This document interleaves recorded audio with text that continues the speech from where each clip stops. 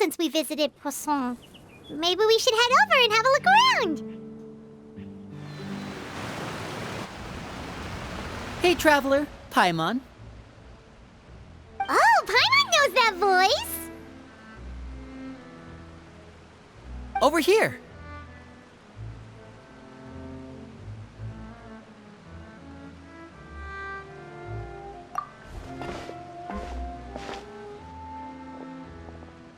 To borrow one of the more popular turns of phrase at the moment, this appears to be quite the fated reunion.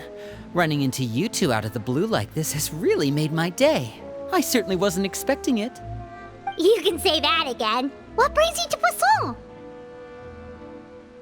Wait, Paimon's got it! You must be here for one of your magic shows, right? Actually, we've run into a bit of trouble on the home front, so Father arranged for us to stay in Poisson for the time being. Oh, are Lynette and Fremine here too? Yep, along with most of the other members of the House of the Hearth. You may have noticed Poisson seems a bit more crowded than usual. So you're saying nearly the entire organization has moved to Poisson?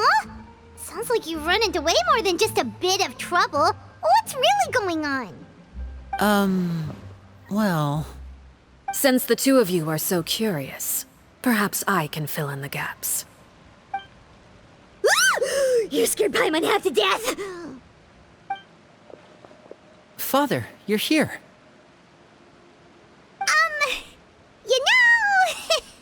On second thought, maybe we don't need to know? It's all probably super confidential House of the Hearth stuff, right?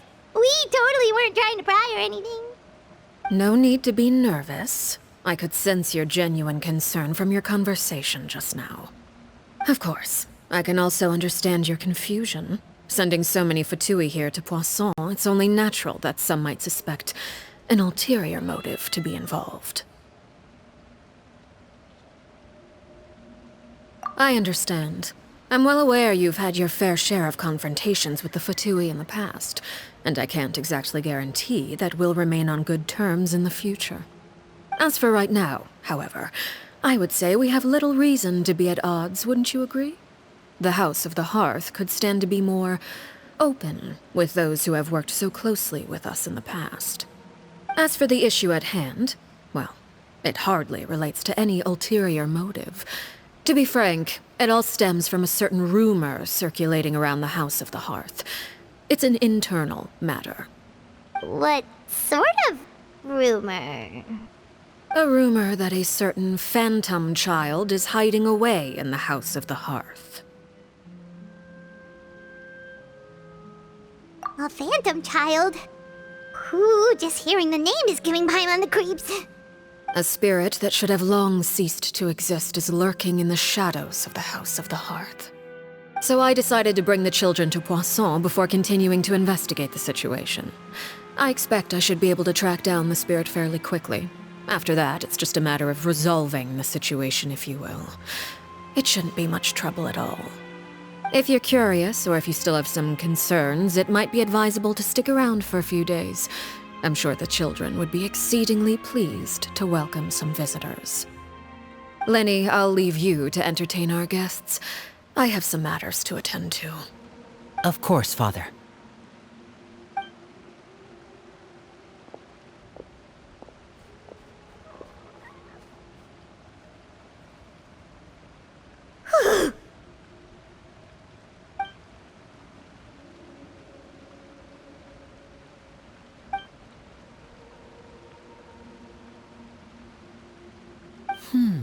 It has long been a dream of mine to invite you to our home and introduce you to my other siblings. You're quite well known in the organization already. A lot of people have been talking about you, especially after everything with the prophecy. If you're willing, why don't you stay a while and have a little chat with us? Alright.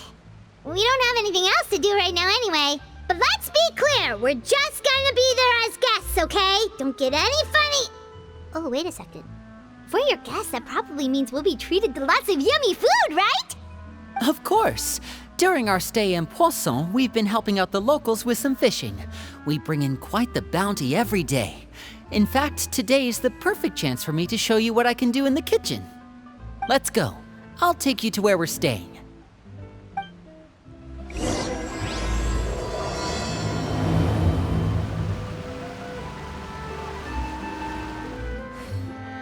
We rented this house from one of the locals to use as a temporary base. I'll come back later and tidy up a bit. After that, it should be all ready for you to stay in tonight. Awesome, thanks! So, where are we off to now? Well, when I happened to run into you two earlier, I was actually in the middle of distributing some supplies. With this many people staying in Poisson, we have to bring in outside supplies every now and then. I should probably make sure the rest of these provisions get delivered, otherwise people might start to get antsy. Okay, we'll come with!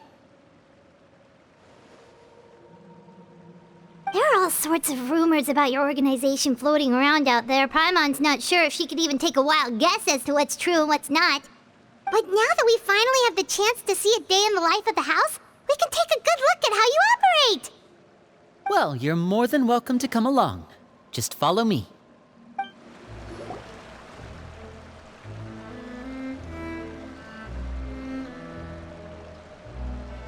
Linny! You're finally here. The supplies. I'm assuming you've... Brought them with me? Yep, here you go. Hello? Something caught your eye? It's the Traveler and Paimon! No way! Come here, everyone! Hurry! The Traveler and Paimon are here!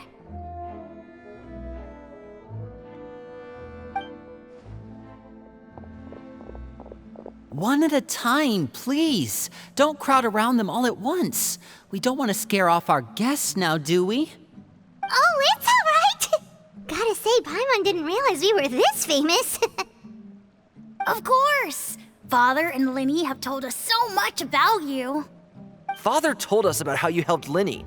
According to her, you're a trustworthy friend. And as far as she's concerned, that's pretty much the highest compliment we've ever heard her give. As you can imagine, everyone's been very curious about you.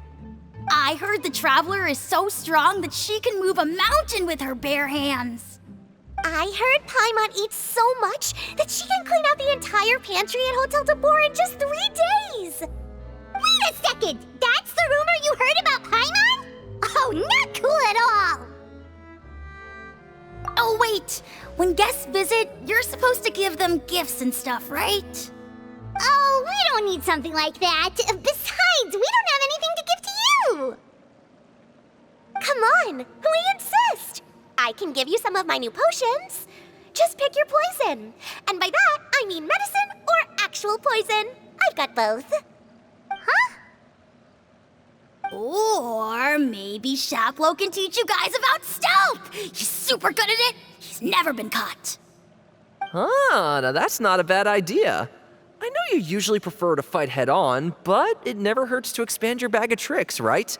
When it comes to eliminating your enemies, staying quiet can go a long way. Trust me, I would know. I was poisoned not too long ago, and I'm still dealing with the after effects. So I'm not quite as good as I was before, but I can still give you some pointers. Wait, when you said gifts, I didn't think you meant poison and stealth tactics. But those are the best things we can give you. You don't like them? Ooh, how about this? Tell me the name of someone who really annoys you, and we'll teach him a lesson for you. All right, Fold, Selwar. I think that's enough suggestions for now. When it comes to being a good host, it's the thought that counts. You don't need a physical gift to make our guests happy. In fact, pestering them with suggestion after suggestion might make them more annoyed than anything. I would say your enthusiasm has certainly gotten across. Really? Awesome! It's been so long since we've had guests to play with. If there's anything you need, just let us know. Yeah, especially if it's poison or something. I've got all sorts of potions for that. Well, we'll talk to you all later. We've still got supplies to distribute. All right, see you later.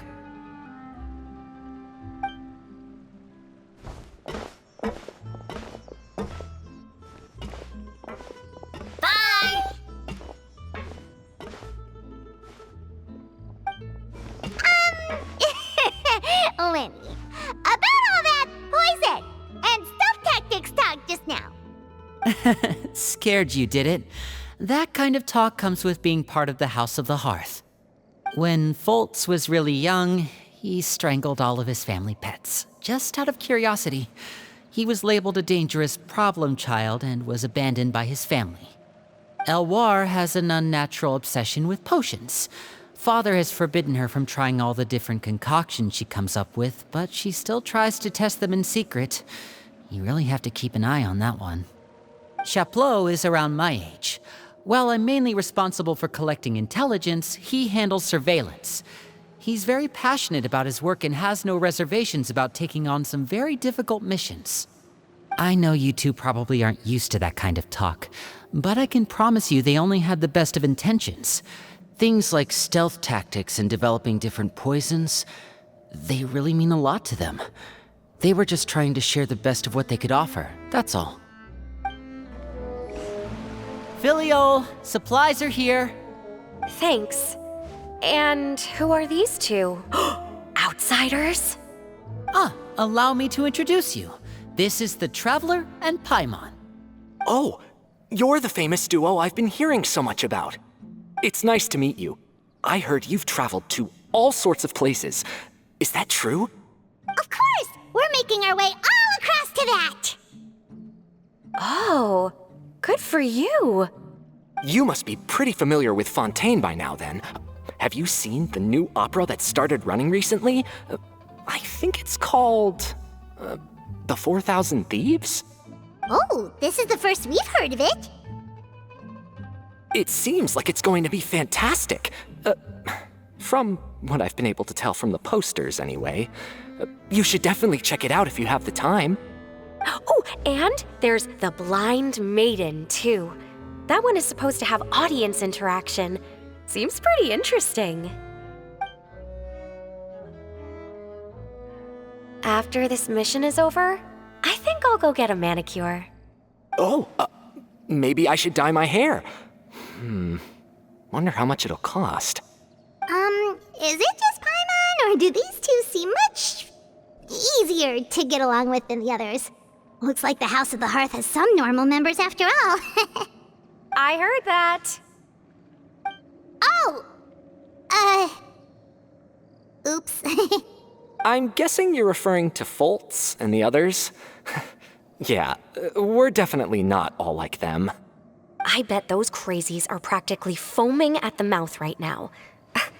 I'm sure they just can't wait to get back to Snezhnaya to carry out the plan.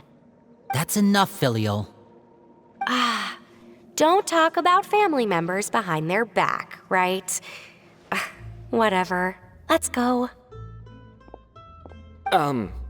Guess this is goodbye then. If you ever have some time, we should go see the opera together.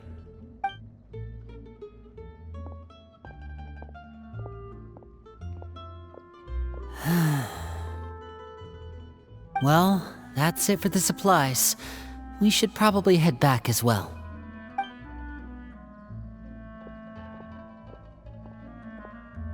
Well, they didn't seem too happy with each other. Seems like there could be something more going on here. You're right. We're only here as guests after all. Oh, Linny's getting super far ahead. Come on, let's catch up. So, what do you think of the members you've met so far? Well, Father is always encouraging us to be strong-willed and independent. So if there's one thing we've got, it's people who aren't afraid to speak their mind. Well, I should probably get cooking. Wanna join? Of course! Then let's head out and... Fremine? What are you doing here? Fremine! Nice to see you again! You too. I heard you're here as guests of House of the Hearth. Welcome. We were just going to make some food. Why don't you come along? I could use some help in the kitchen, and I seem to remember you mentioning you wanted to make seafood soup for the Traveler and Paimon. Seafood soup? Oh, Paimon's drooling already. Were you looking for something just now, Fremine? Maybe I can help. It's nothing. I just wanted to see if there were any extra supplies. Yeah, we've got some left over. What do you need? Some food and water, and some clean cloth, if possible. No problem. Give me a second here. Food, water... Wait a minute. What do you need all of those for? You're not on any missions as far as I'm aware, and you were just going to come eat with us. So what's this all about? I thought I'd grab an extra portion because I get hungry at night. Could be because I'm growing, you know, and... Fremine, you remember what I told you? You're not like me. Your lying skills still need some work. Tell me what's going on. Is it really bad enough that you have to keep it from your own brother? Maybe it'll be better if we gave them some space.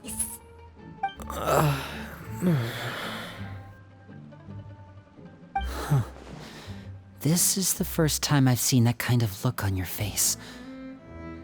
Whatever happened, does it have something to do with Father? Yes. Just follow me. You're back! Oh, and you've brought some friends with you this time. Hello, my name's Linny. I grew up in the House of the Hearth. And you are? Hi, Linny. I'm also a child of the House of the Hearth, just like you. You can call me Clairvy. Clairvy? It's nice to meet you. Does that name ring any bells, Linny? No, not at all. That's not a name we have on our roster, I'm sure of it. What I'm not sure of, though, is how she managed to sneak in. She must be the phantom child Father's been searching for. From the looks of it, I'm guessing you were the one that found her, Fremine. You, haven't told Father, have you? No, I haven't told anyone. I've just been keeping her hidden. For how long? About half a month now. So ever since we got to Poisson, then? Do you have any idea what you're doing? I know what I'm doing. Really? 'Cause from where I'm standing, it looks like you're hiding the very person Father has been trying to find. If Father finds out about this, everyone involved is going to be punished. You know the rules of the house, Fremine. I know you do. Father doesn't tolerate any form of betrayal. So why are you doing this? I've thought it through. And I just can't hand her over like that. Linny, don't you remember last year? Sheplo nearly died after getting poisoned during that one mission. He wasn't able to get back before the poison started taking effect, and not a single person was there to help him. That night, while I was sleeping, I heard a voice telling me to go save him. I opened my eyes, but I couldn't find the source of the voice. I thought maybe I was just hearing things, but I went to look for him anyway. Luckily, I got there with enough time to save his life. That feeling of being haunted, of hearing voices, it's happened many times in the House of the Hearth. I'm sure you've noticed. So what you're saying is, that was her? She was the one who spoke to you that night? Unless there are other spirits roaming around the House of the Hearth, I don't think there's any other possibility. If Clairvy were our enemy, it wouldn't matter whether she was a spirit or an actual child. I would have acted without a second thought, because that's what Father ordered us to do. But she's been living with us, helping us from the shadows all this time. I think that makes her family. I couldn't just hand her over to be dealt with. Not when there's so much we still don't know. So what's your plan then? You can't keep her here forever. Someone is bound to find out eventually. I Haven't thought that far yet. I don't want to disobey an order from Father, but I also don't want to put Clairvy in danger. Come with me. There are a couple things I'd like to say to you in private.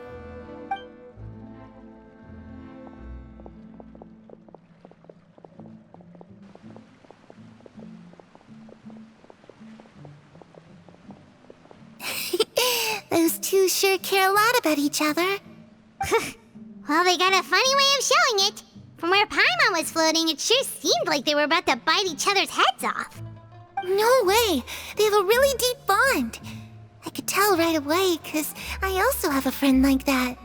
I just don't know how long that kind of bond can last.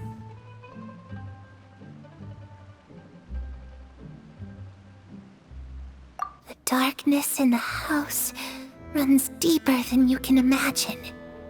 No one can get out alive. I'm sorry, Linny. I really didn't mean to drag anyone else into this. Oh, really? You didn't mean to? 'Cause I, for one, wish you did. Huh? What do you mean? You know, when we were younger, you didn't call me Linny. You called me brother, just like Lynette. We grew up together, the three of us. We were all orphans, all rescued by Father. Of all the siblings in the House of the Hearth, I think our bond was the closest. Later on, when you started calling me Linny, I wasn't actually surprised. After all, Lynette and I are related by blood. We've had to depend on each other to survive long before we joined the house. Linny, The darkest and most difficult moments of my life happened before you and I had ever met. I'm sure that's true for you as well. Even so, Fremine, we've stood by each other for all these years now, and to me, that means more than blood. You and Lynette are the most important people in my life. No one can replace you. So I won't let you face anything alone. Not if I can help it.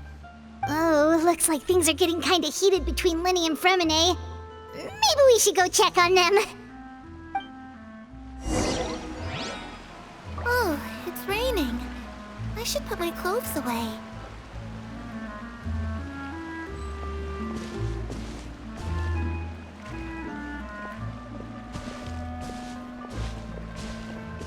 Perry? Huh. Looks like she's not here either.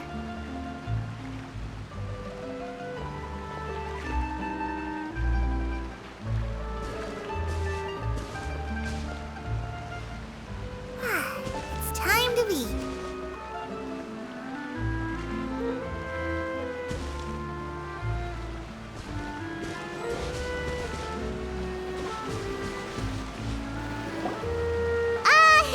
Hey, you two! Hope we aren't interrupting anything. Like a fight, or... Oh, wait a minute, Fremine. You're not crying, are you? Is everything alright? everything's fine. Thanks for asking. Well, we're all friends here, right? We've been through so much together, so if there's anything we can do to help, just say the word. It's just a small family dispute. It's not something our guests should trouble themselves with.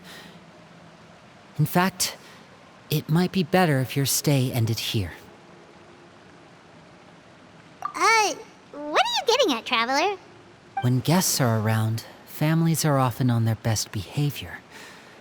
And any disputes are less likely to escalate. That's what you're trying to say, isn't it? I just... Thank you. I was really hoping to keep you out of it. But even if I could think of some other reason to turn you away, I'm not sure I could convince you. I know things could turn dangerous, so I promise you this. From now on, I'll protect you like my life depends on it.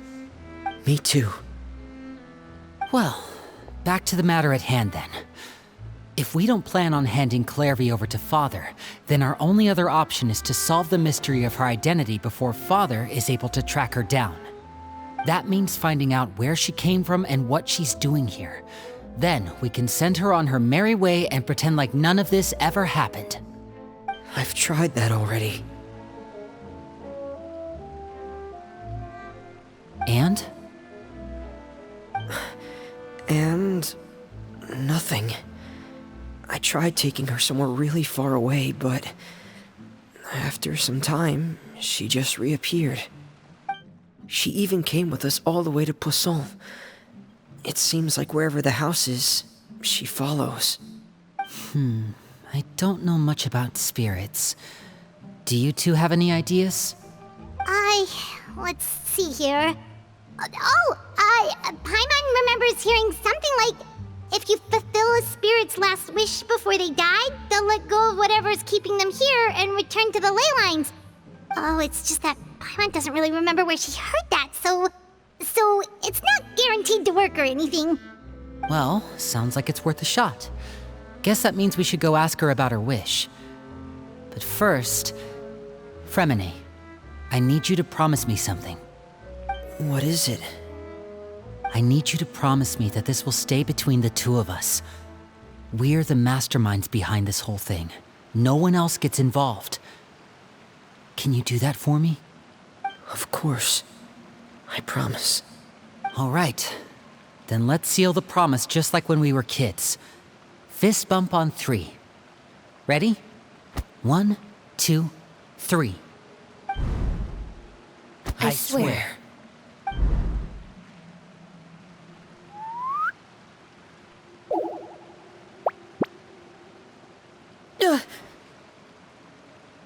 Whoa! Lynette!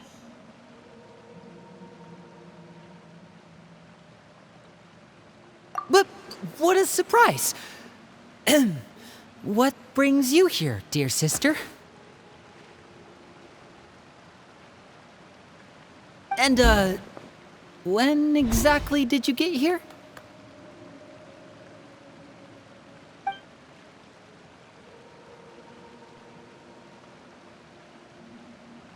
You're an idiot, brother. And you too, Fremine.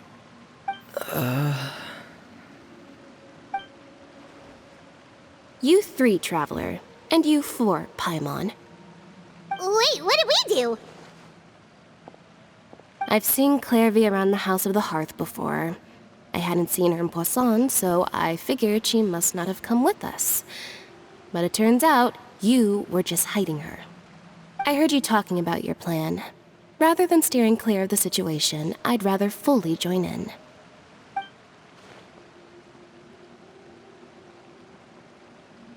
If you don't agree, I'll have no choice but to report everything back to Father.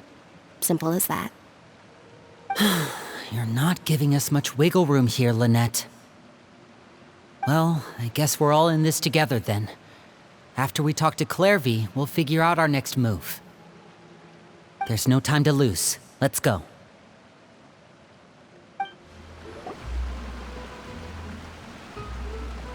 I'm full.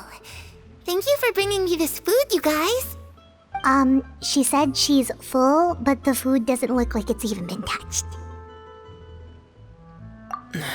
That's right.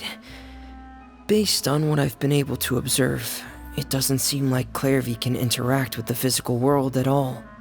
Still, when she's presented with food, she'll always linger around it for a good little while. Maybe, in her mind, she really is eating those things. Does she know that she has already passed away? I've tried to ask her, but she didn't answer. My guess is that she's just as confused as we are. Or maybe she couldn't understand the question at all. Clairvy, if you've got some time, I'd like to ask you a few questions. Sure. Oh, another new friend. Hi, I'm Clairvy. Hello. Clairvy, how did you join the House of the Hearth? Huh? Isn't it the same for everybody? The knave brings you here and then you can't leave. It's just that your name, it's not on the roster. and I've never seen you before. The roster? Oh, I get it now. I think there might be some things you don't know about this place. The people in charge, they're not as nice as they look. They say they keep a roster, but it's not complete. There are a lot of people who aren't on it, and never will be. In this house, some people are family, and other people are just test subjects. Those kinds of people aren't ever going to get a place on the roster, unless it's the roster of people who've been executed. Wait, does that mean the name... She... Is there anyone that can vouch for you? Perry, she's my best friend. She's the only one I trust in this place. Have either of you heard of that name before? No. Me neither. Clairvy, Perry. Neither of those names are on the roster. But it seems like she's telling the truth. Either that, or this kid's already got a bag of tricks bigger than mine. Maybe we should try a different approach. Clairvy, do you have a wish? A wish? It can be anything you want. Just imagine. It's your birthday, you're blowing out the candles, and your wish is...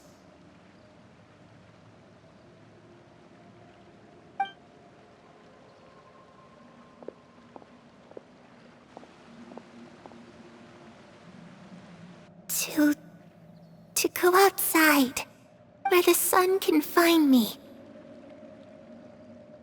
That's... it? Well, that sounds easy enough. The darkness in the house runs deeper than you can imagine. No one can get out alive.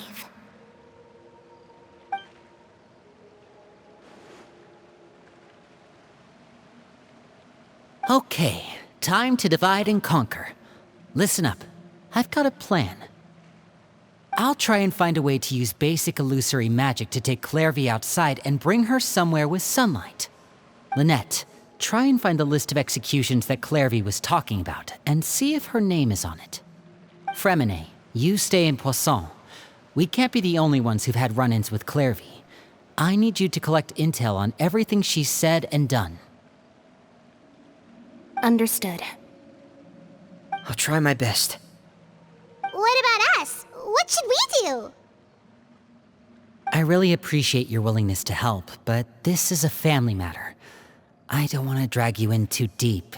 It's too risky. Let me think. Since Father considers you to be guests, maybe you could stick by her side for a little while. You don't need to do anything except keep up some nice, casual conversation. Ah, Paimon gets it. You want us to distract her.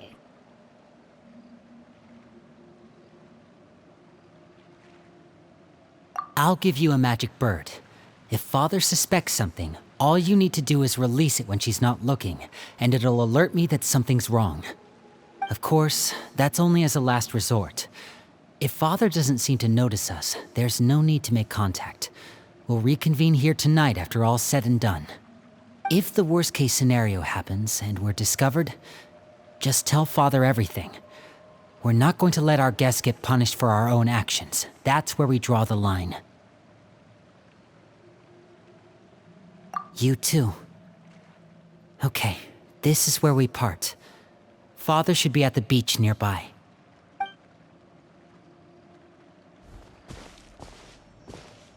I really hope this goes well.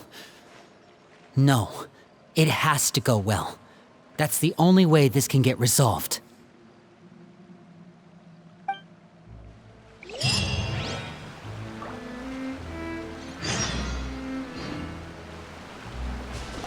Clairvy, I'd like to take you somewhere. Is that okay with you? Sure. Where are we going?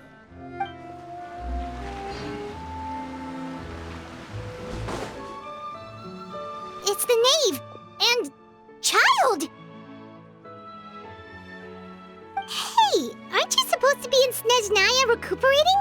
What are you still doing in Fontaine? Oh, it's you two. I didn't expect to run into you here. I was unconscious for quite a while after the fight in the Primordial Sea. After I woke up, I realized I was being taken back to Snezhnaya, and well, I couldn't have that now, could I? Not when I've still got unfinished business here in Fontaine. So, I mustered up all my strength and made the journey back on my own. What sort of unfinished business are we talking here? It has to do with Skirk, my master. I really wanted to meet up with her, but by the time I got back, she had already left. I still have so many questions for her. Without any other leads, all I could do was ask the knave to help me track her down. She must have left behind some traces from her time in Fontaine. Oh, okay, so have you found any clues? Unfortunately, no. While the House of the Hearth is adept at collecting all manner of intelligence, certain existences can still manage to escape our purview. Basically, unless Master feels there's a need to meet with me, she's not going to be found. But that problem has an easy fix. I just need to become stronger, and then... Paimon thinks you should focus on getting better first. The worst of it is over. It's all thanks to that one kid from the House of the Hearth. Elwar, I think her name was. She gave me a bunch of random potions to drink. They didn't go down easy, let me tell you. Pain and chills all over. But they really did help speed up my recovery. And that's good, because it looks like I really do have to head back this time. The old man's been putting the pressure on me.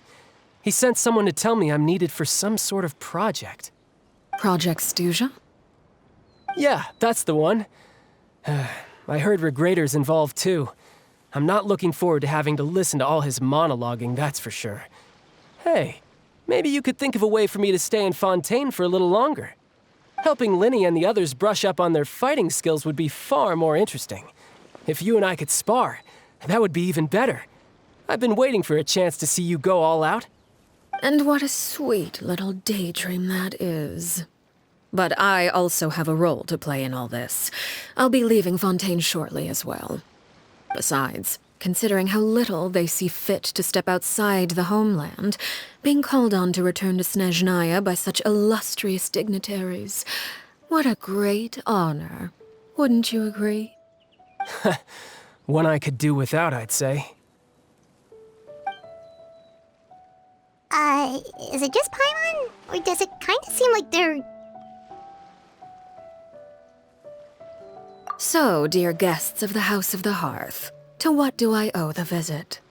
Well, we just...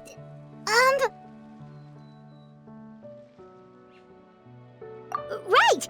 We're super close to Linny and the others, but we still don't know much about you! Is that so? Introductions have already been made, have they not? Oh, well, you see? There's only so much you can learn about someone from a short introduction. At least tell us something a little extra, like... Why do you call yourself father? Good question. I'd also like to know. The fact that you have to ask tells me our intelligence work has been quite successful. Telling you the answer to that question would only serve to undermine that success. And we can't have that, now can we? Spoken like a true diplomat. That was some expert sidestepping right there. Well, if there's nothing else, I think I'll take my leave. I still have a small matter to resolve at home. Wait, don't go!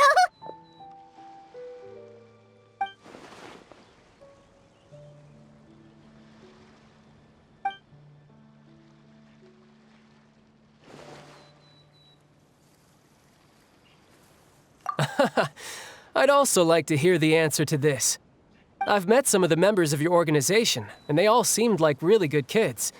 They actually reminded me of Tonya and Tusser. Which, by the way, if you ever betray them, I'm just letting you know, I won't let you off easy. And why would I betray them? Well, you've already betrayed the House of the Hearth once, haven't you? At least, that's what I heard.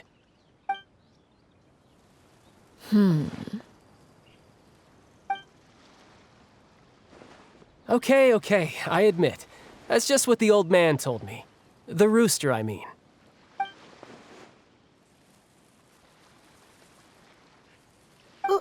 Wait, did you really do something bad to those kids? Never mind what I've done. I'm more curious as to what the mighty rooster had to say. Care to enlighten me? Well, nothing much. Just some stuff about you taking out many other members of the House of the Hearth, and even going so far to attack your own family. I see. Huh.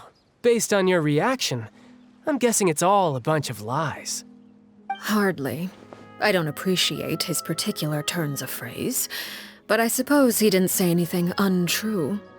Although, it would be more accurate to say that there is a certain level of prejudice involved, but I don't intend to clear that up just yet.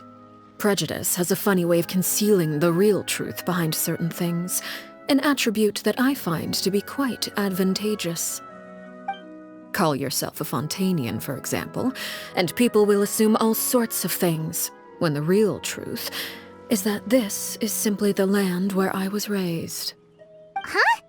You're not actually from Fontaine? But then why did you try to help out with the prophecy and everything? I was trying to protect the children born in Fontaine. Claiming that I myself was a Fontainian simply made it easier to operate. People would hardly suspect a fellow Fontainian of having any ulterior motives. Who wouldn't want to save their homeland after all? The primordial sea wouldn't have any effect on me, but it would have caused great harm to the House of the Hearth. Well, you wanted extra information, didn't you? There you go. I hope that satisfied your curiosity.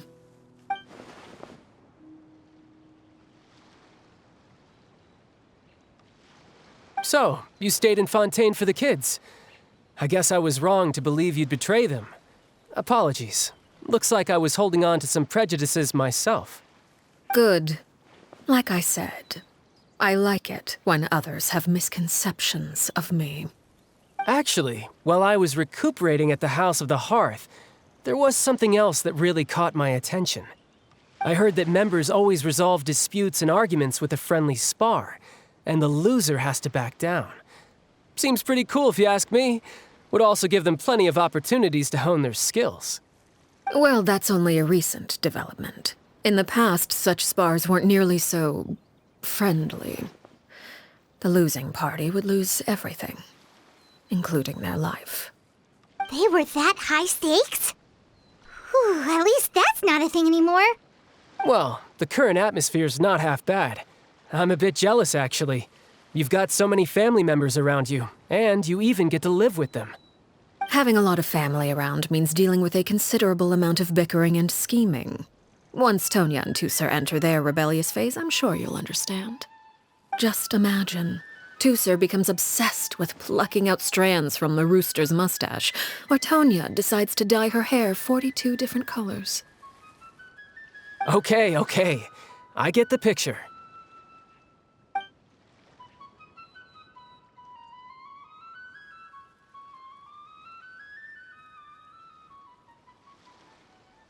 Well, would you look at the time?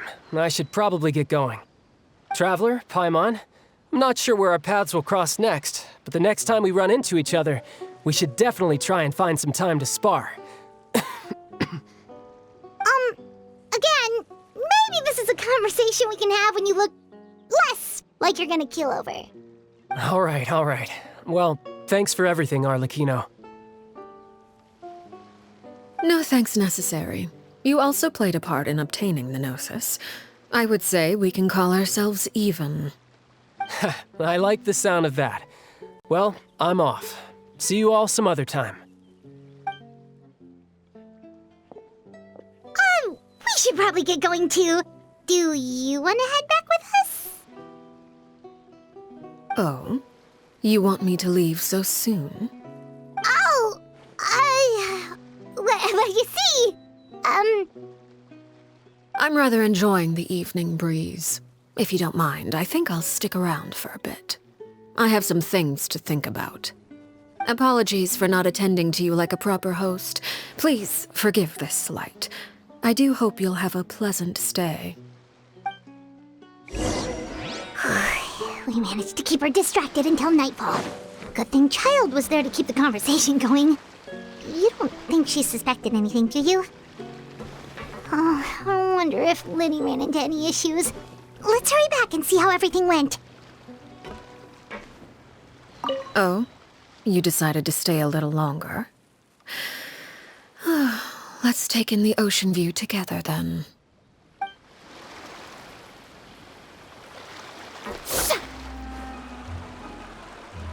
Lenny, how did everything go? Well, long story short, we ran into a small issue. Clairvy can't go into the sunlight. Everything was fine at first. She followed me up to the surface just like I told her.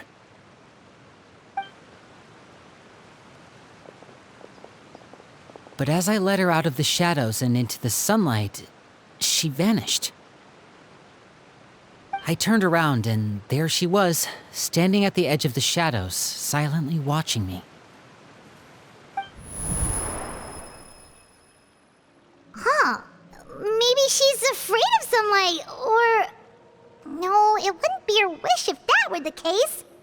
Well, we could always try pushing her into it. Oh, true. I've pretty much tried it all already. Nothing worked. Eventually, the sun went down, so all I could do was bring her back here. How did it go with you, Lynette? Good. I've got the list. It's right here. Really? Well, what are we waiting for? Let's take a look!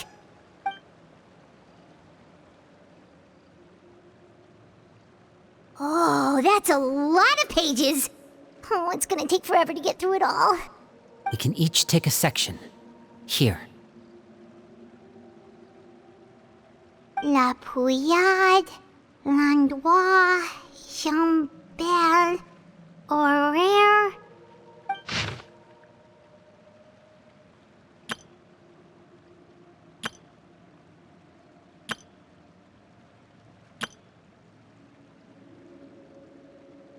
Oh, yikes. That Horaire guy has a huge scar on his face. He's kinda giving Paimon the creeps. Ah, I've met him before. The scar is from an injury he received during a mission. I still remember him joking with me about it. He said any future lover would take one look at him and then lose all interest. Did he say anything else? Well, I asked if there was someone he was interested in. He said no, and that's where our conversation ended. It was only later that I learned he really did have someone he liked.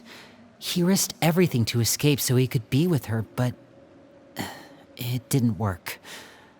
One day, Father asked to see him, and, well, I never saw him again after that. Wait, so that means the knave, she... It may seem cruel, but it's just one of the rules of the house. Betrayal is not to be taken lightly. We know too many secrets to come and go as we please. So, if you do try to leave, you pay with your life.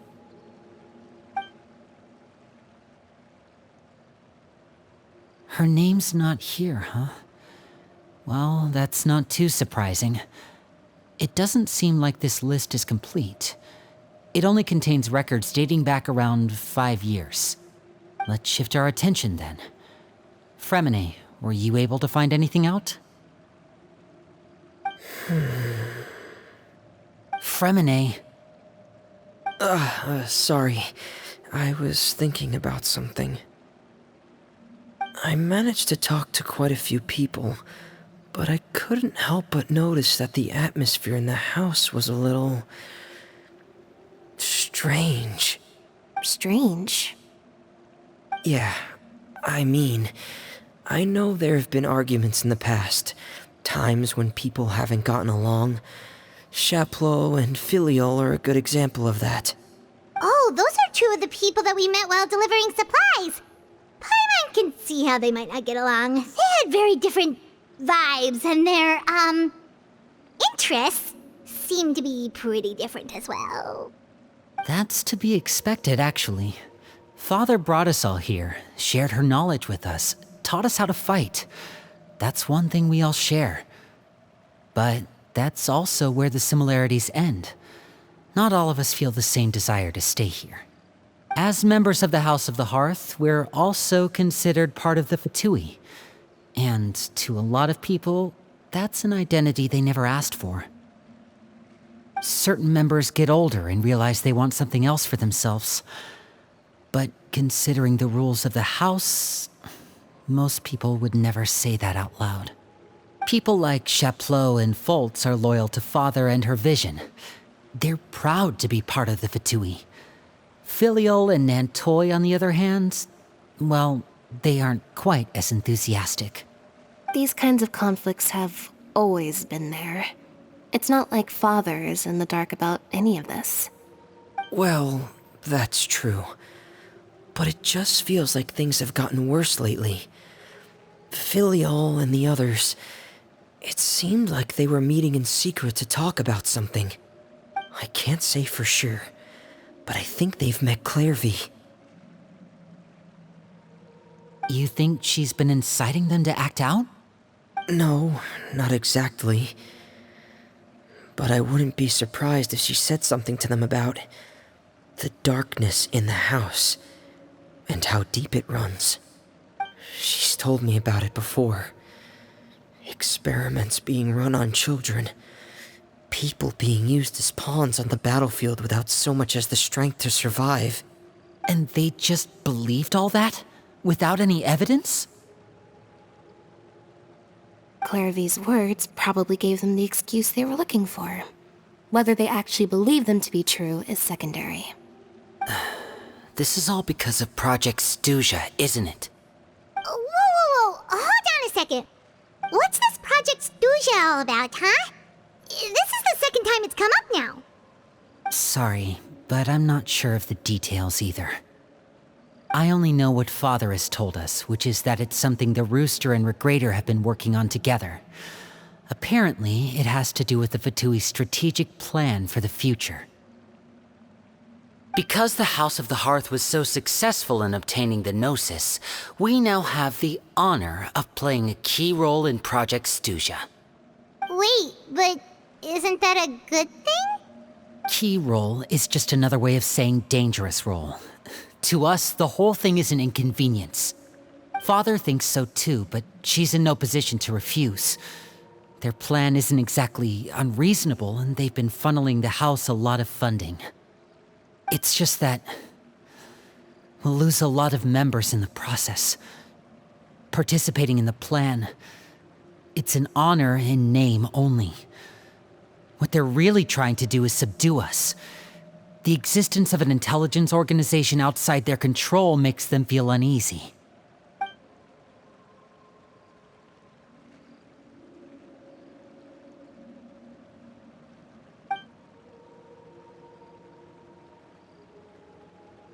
Okay, super complicated top secret Fatui business aside, what does all of this have to do with the conflicts you were talking about earlier? Paimon doesn't get the connection.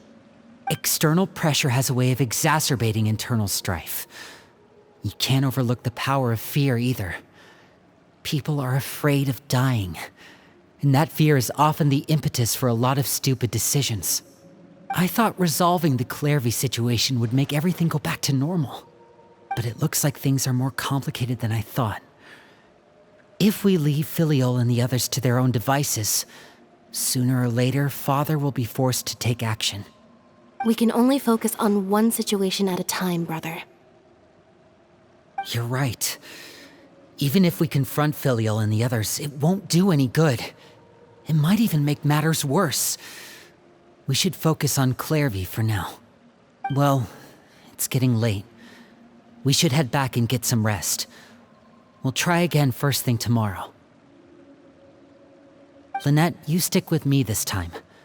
Fremine, keep a close eye on Filial and the others. Make sure they don't do anything they'll regret. Good work today, everyone. Have a good night, and I'll see you tomorrow.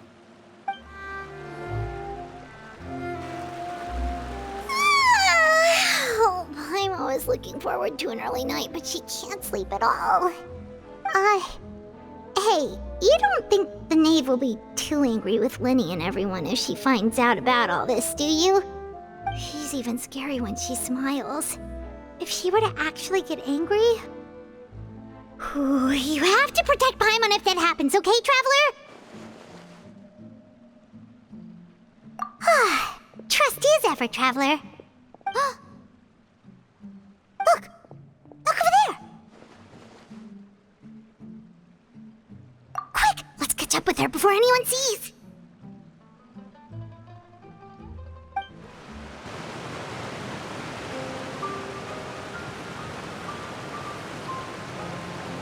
Clearvy! Shh. I opened the window while no one was looking. Look how pretty the outside is. If only I could have more than this. You probably think I'm being silly, huh? All this hopeless resisting. It's better to dream of what I could have than try to make it a reality, right? Please, help us get on the same page here, Clearvy. We need you to tell us what you know. Can you do that? Sure. Although, after you hear all this, I think you might regret that decision. Everyone in this family is nothing more than a tool, something to be used and exploited. We're all expendable, including me. As long as you're useful, you get to stick around. Lose your value, and you're handed over to the doctor, experimented on, and given a fate worse than death. I've seen it happen again and again, and I've had enough. You're saying the knave did all that?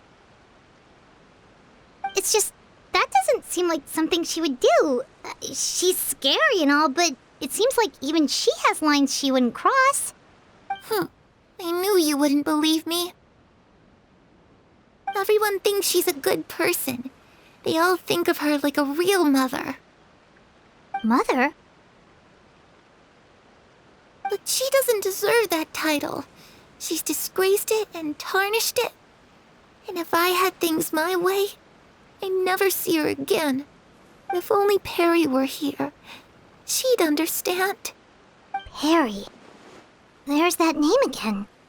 Also, Paimon's getting a strange feeling. It almost feels like she's not really here with us. Paimon can't tell if she's actually talking to us or if she's mistaken us for someone else. Well, in any case, it seems like she really needs someone to talk to. We should keep her company for a little longer. She looks so young. But it seems like she's been through a lot. It's getting windy. I should close the window. Ooh, look at the moon. Isn't it pretty? Hey, wanna hear a secret? I heard that if you look up at the night sky in Snezhnaya, you can see the aurora. It's supposed to be super pretty. Even prettier than the moon tonight. Perry and I promised each other that once we're older, we're gonna go see it together. But I can't find her. I'm worried she's also been... No, that wouldn't happen to her. She's special. Mother likes her a lot. I should really go talk to Mother, but we just fought. She doesn't want to see me, and I'm too scared to face her. What should I do?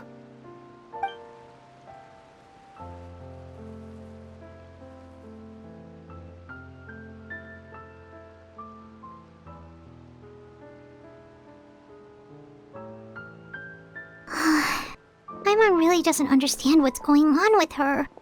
Well, let's head back. We've got an early morning tomorrow.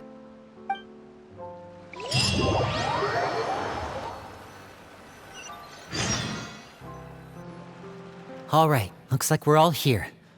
Let's go ahead with the plan. Oh? What is it? What makes you ask that?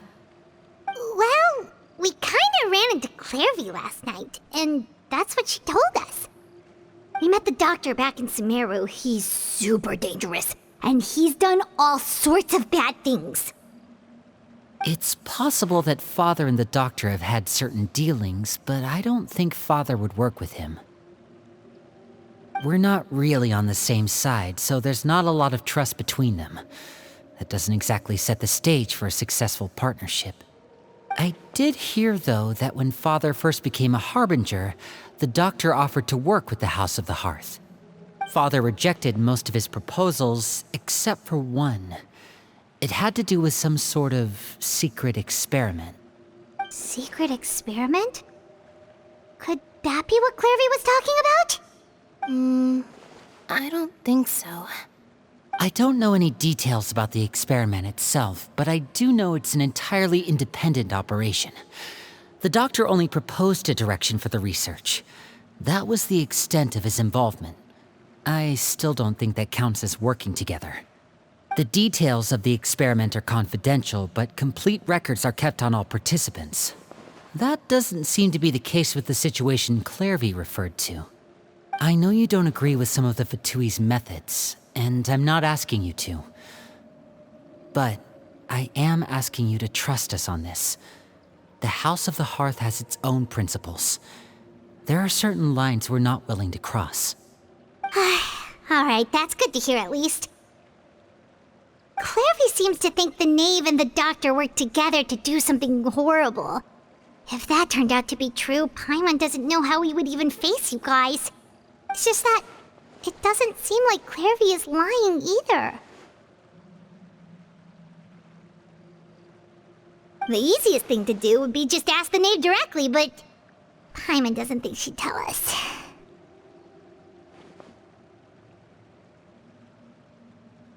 Father didn't come back last night. She's probably still near the shore. We'll be counting on you to distract her. Lynette, you're with me. Fremine, you know what to do. Be on your guard, everyone. All right, let's get to it.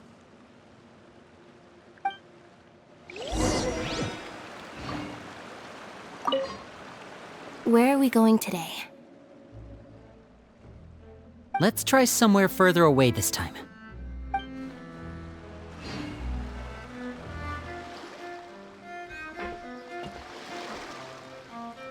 Ah, it's you two again. I must say, you look a bit pale. Did you have trouble sleeping last night? A little. Perhaps if you had less on your mind, you'd be able to absolve yourself of such troubles. So what are you planning to do now? Catch up on some sleep? Or should I give you some time to rack your brain for a topic to discuss before I ask any questions? Although I must profess to being curious. Without Child here, how do you plan on distracting me? Us? Distract you? A good one. But no, we were just here for a chat. Looks like you could have used some extra time to think. No matter. If you don't have any other plans, why don't you accompany me somewhere? Don't worry. I'll be sure to steer clear of any scheming children. The ocean breeze is sure nice today. Children always think they can hide things from the grown-ups. But nothing gets past me. Least of all a little scheming.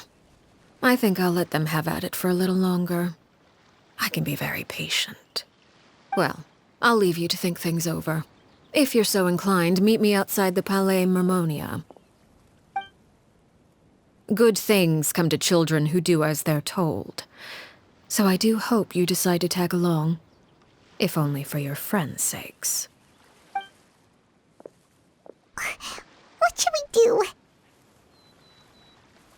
She clearly knows about everything we've been doing, and Paimon doesn't think it'd be a stretch to say she was threatening us just now.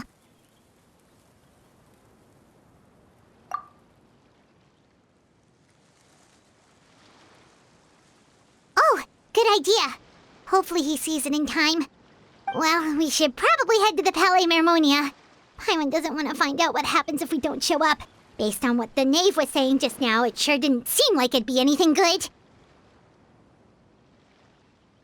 Okay, then we probably shouldn't keep her waiting. It seems like Linny and the others are on thin ice, so let's do our best to not get them in any more trouble. Seeing as we still have some time before my meeting, we might as well enjoy some pleasant conversation while we wait. I'm glad to see you get along with my children. Being surrounded by good companions is necessary for a child's development. You're not planning on doing anything to them, are you? I assume you're referring to Linny, Lynette, and Fremine. Although, there's that situation with Filial and Nentoy as well. It appears quite a few people have been acting out lately. No matter. I'm not one to discriminate. All those who betray the house meet the same fate. There are no exceptions. Does that mean you're going to kill them? Oh, are you here to beg for their lives? I'm sorry to disappoint, but the rules of the house change for no one. In my organization, everyone is responsible for their own actions. But don't you care about them at all? They really respect you. They even call you father. You must feel something for them. Any organization in which feelings come before principles is one destined for ruin. The House of the Hearth is hardly an exception. You could say our principles are more stringent than most. Perhaps I can offer you this consolation at least. As our guests, you two will not be held accountable along with them.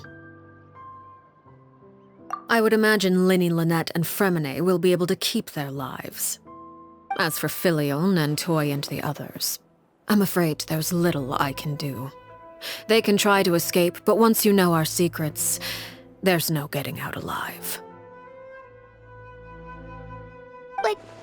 But that's awful. Ah, you seem concerned.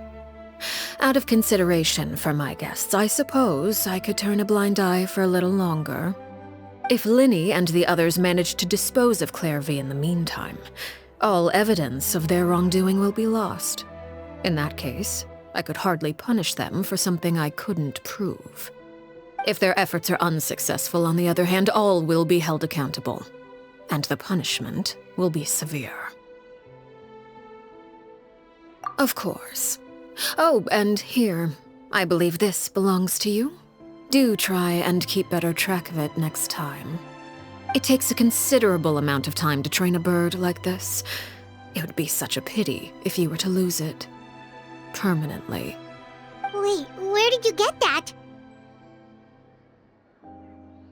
Well, I'm afraid that's all the time we have to chat. Now, for the matter at hand. I asked you to meet me here because I have business at the Palais Mermonia.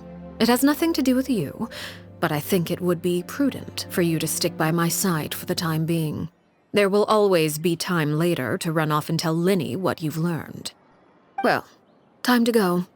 Looks like we wrapped things up just in time.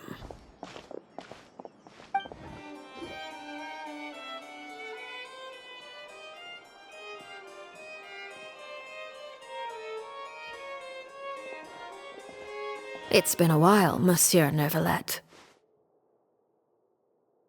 I must say, I wasn't expecting my meeting request to be approved quite so quickly. The Palais Mermonia operates with an efficiency worthy of admiration. It is only right that an esteemed diplomat such as yourself should be afforded the proper level of respect. Although, if I may speak plainly, I must confess that I did not anticipate we would have the occasion to meet again after presenting you with the Gnosis. I see you brought the Traveler and Paimon with you as well. If I may inquire as to the purpose of your visit. I'll be departing Fontaine shortly.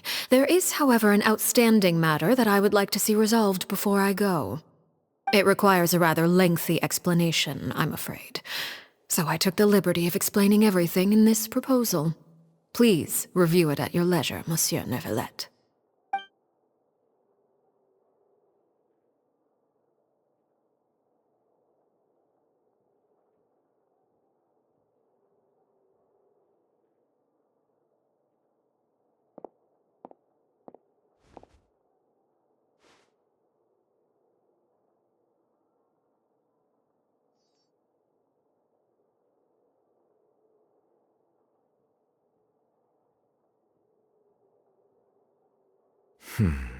I understand your request.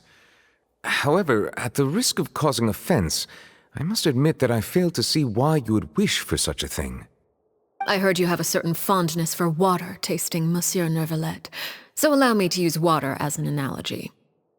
A family is like a large body of water with countless rivers flowing in and out. As someone who watches over this system, I would hope that each river that flows from the source will eventually reach the ocean. Of course, objectively speaking, I know this is impossible. Most of the rivers will dry up along the way, disappearing into the ground and leaving nothing but a barren riverbed behind. Not all rivers are destined to reach the ocean, but I would not see their existence rendered meaningless. I believe the water that flows within them is simply meant for a different destination, like a field in need of irrigation. Or perhaps the glass of a certain water-tasting enthusiast. Did you get any of that, Traveler? Your words paint an optimistic picture indeed. Allow me to remind you, however, few among us are willing to sip from a glass filled with tainted water. It may have been tainted at one point in time, but not to worry. I'll make sure it's strained of all impurities and returned to its cleanest form.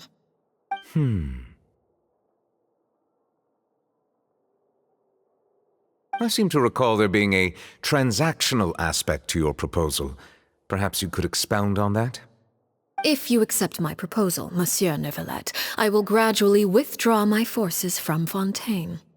And, unless absolutely necessary, I will no longer carry out any special missions within Fontaine. I presume I can take your words to mean that, in the future, cases similar to the Tartuffe assassination will cease to cross my desk? Tartuffe? Ah, that thief who embezzled funds from all those charities, you mean? My deepest condolences to his family, but without any evidence, I cannot imagine how the House of the Hearth might have been involved in his passing. Of course, if you accept my proposal, Monsieur Neuvillette, I'm sure certain measures could be taken to reduce the frequency of such troubles. You choose your words carefully indeed. In that case, I am inclined to accept your proposal. My thanks for your generosity, Monsieur Neuvillette. Well, with that settled, we should be going now. I took the liberty of bringing along 2 bottles of spring water from Snezhnaya for you to enjoy. I do hope I get the chance to hear your impressions. Perhaps at our next meeting, yes? Indeed. I trust you would not overlook your commitment in the meantime. All right, Traveler Paimon. Time to go.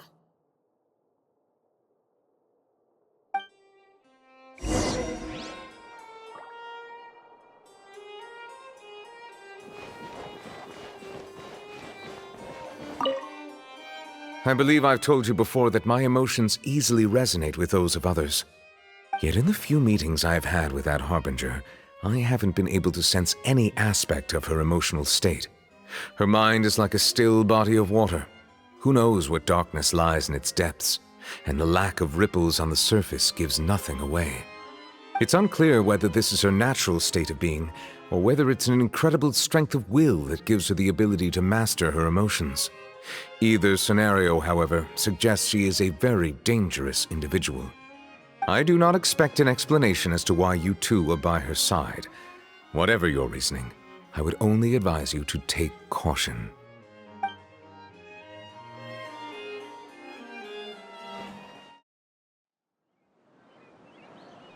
So, what exactly were you talking about back there? Paimon only heard you mention some rivers, a large body of water, and then some kind of irrigation scheme. You really want to know? I would imagine there might be more pressing concerns at the moment. Winnie, Paimon really hopes everything's going okay.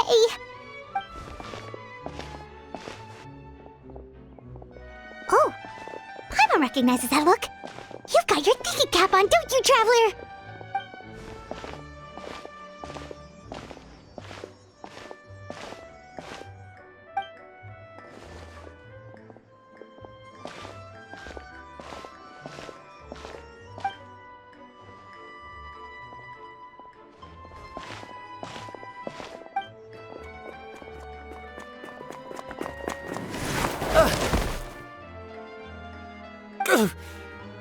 Oh, shoot. Are you alright? Oh, jeez. I'm so sorry. I was so focused on selling these papers, I wasn't looking where I was going. Well, let me make it up to you at least. Here, take this paper. On the house.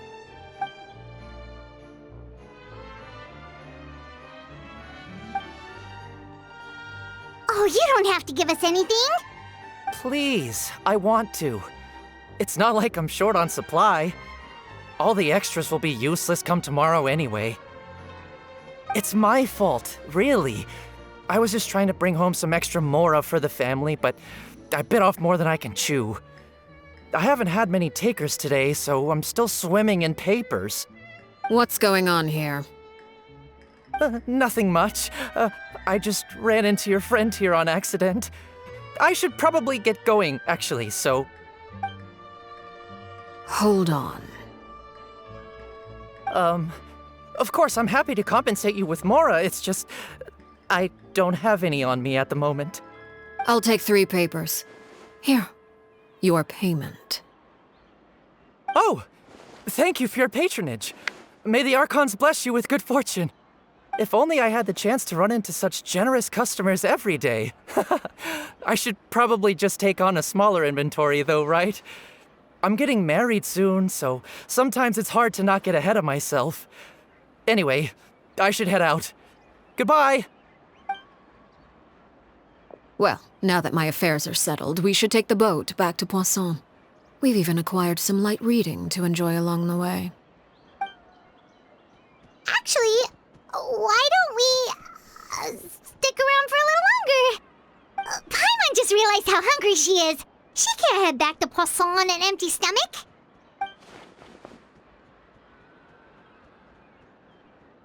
It appears you two are under the impression that delaying our return will somehow alter the situation in your favor. I'm sorry to ruin your fantasy, but your efforts are meaningless. That being said, I could be persuaded to give Linny some extra time. I just have one condition. If you agree to my request, I'll even answer some of your questions. You're quite curious about Clairvy, are you not? And my relationship to her.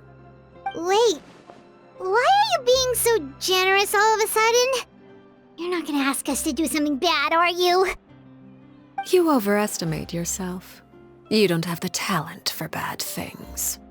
Then what can you possibly... The most important consideration in a negotiation is that both sides receive something they want. Demands and threats only get you so far. Wonderful. Here it is. When the time comes, make the choice that you deem most appropriate in the situation, and lend your help to the House of the Hearth. Okay, sounds normal enough. But what do you mean, when the time comes? When is that supposed to be? That is for you to decide. Then we have a deal. Follow me.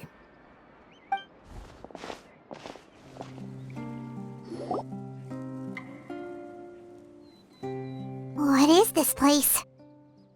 Somewhere long forgotten by everyone. It used to be a grand building. Now it's nothing more than a pile of rubble. No one comes here anymore, nor does anyone care about what once happened here. Although, this place does have something to do with the story I'm about to tell you. It was before I became a Harbinger, and before Linny and the others joined the House of the Hearth. Due to certain events, I first killed Clairvy and then her mother. And this is where it all happened. You were the one that killed Clairvy? Patience now. Allow me to explain Clairvy's side of the story first. I'll start from the beginning. Clairvy was 6 years old when she was brought by her mother, Crucibina, to live in the House of the Hearth. From the outside, it seemed like a fairy tale. A thriving family made up of kind adults and friendly children. Crucibina was the knave at that time, and the House of the Hearth was under her control. She was Clairvy's mother by blood, but she was also the mother to all the children in the house. Clairvy was happy here, for a time. But she quickly realized that being part of this family wasn't a fairy tale at all. It was a kind of purgatory. Purgatory? Exactly. The House of the Hearth takes in war orphans from all over Tevat.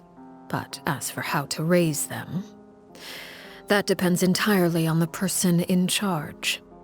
Crucibina came up with a novel idea. She would teach the children to fight, force them to duel each other, and then crown as the king of the house the child who proved themselves most worthy of inheriting her title. It's difficult to estimate the number of children who died or were maimed in the process. There's little I can say about the ones who died. The ones that emerged with permanent injuries, on the other hand, well, they still served a purpose.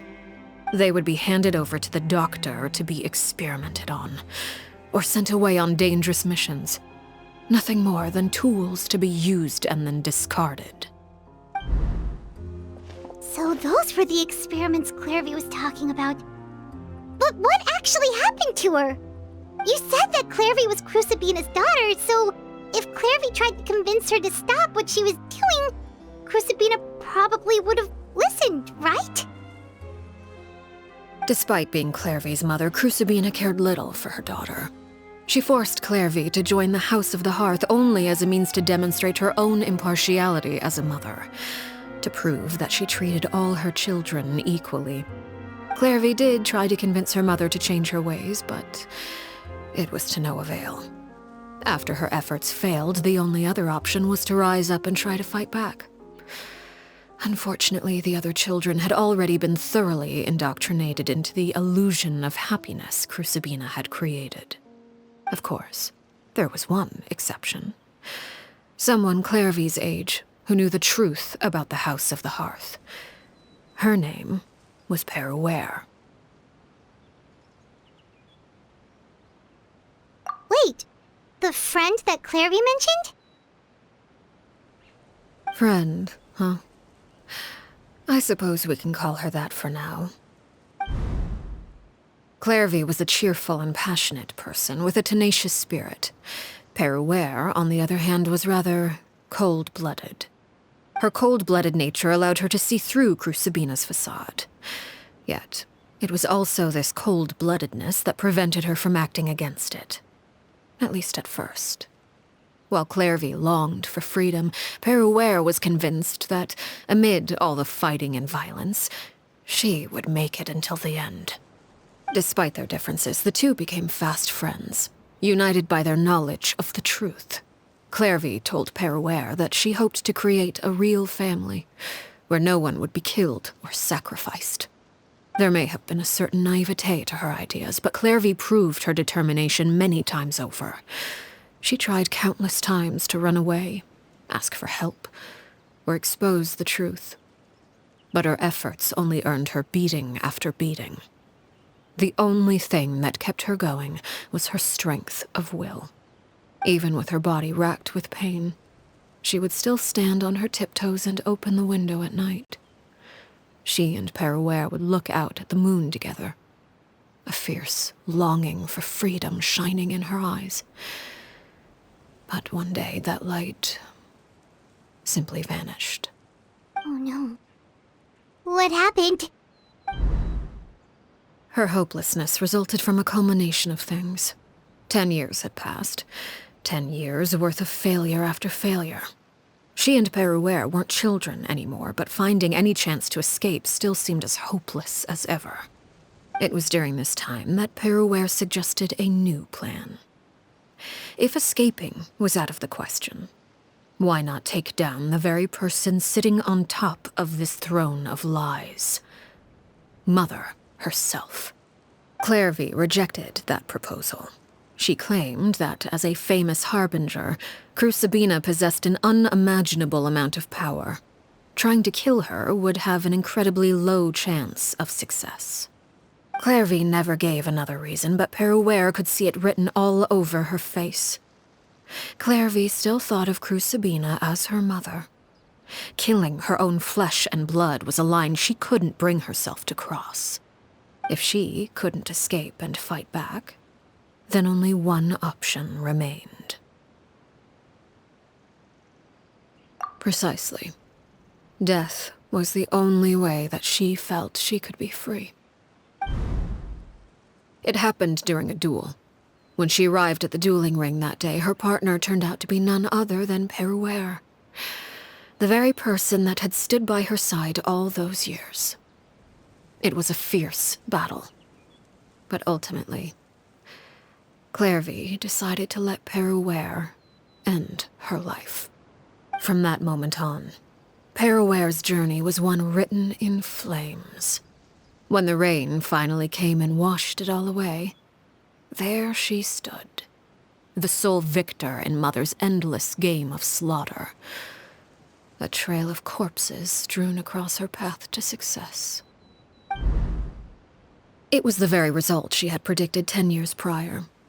Even then, she believed she would make it until the end.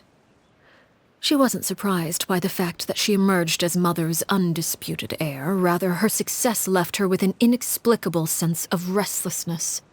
She was unsettled, and there was only one thing that could quell that sensation. Perhaps you two would like to take a guess as to what it was? Crucibina, you mean? But... Correct. This is the place where Peruere killed her best friend. A mere year later, this is also the place where she fought tooth and nail to kill the mother they shared. The moment she acted, any conception of what was right or wrong ceased to matter. It's one of the principles of the house. Only those who survive get to write the rules. Peruere won the battle, and became a harbinger herself. After which Her Majesty, the Tsaritsa, bestowed upon her a new name. Arlecchino. So the Perry Clairvy was talking about... It was you all along. You're Peruere. Arlecchino is just a name you got later. I left that name behind long ago. I must say, hearing it now does bring back memories.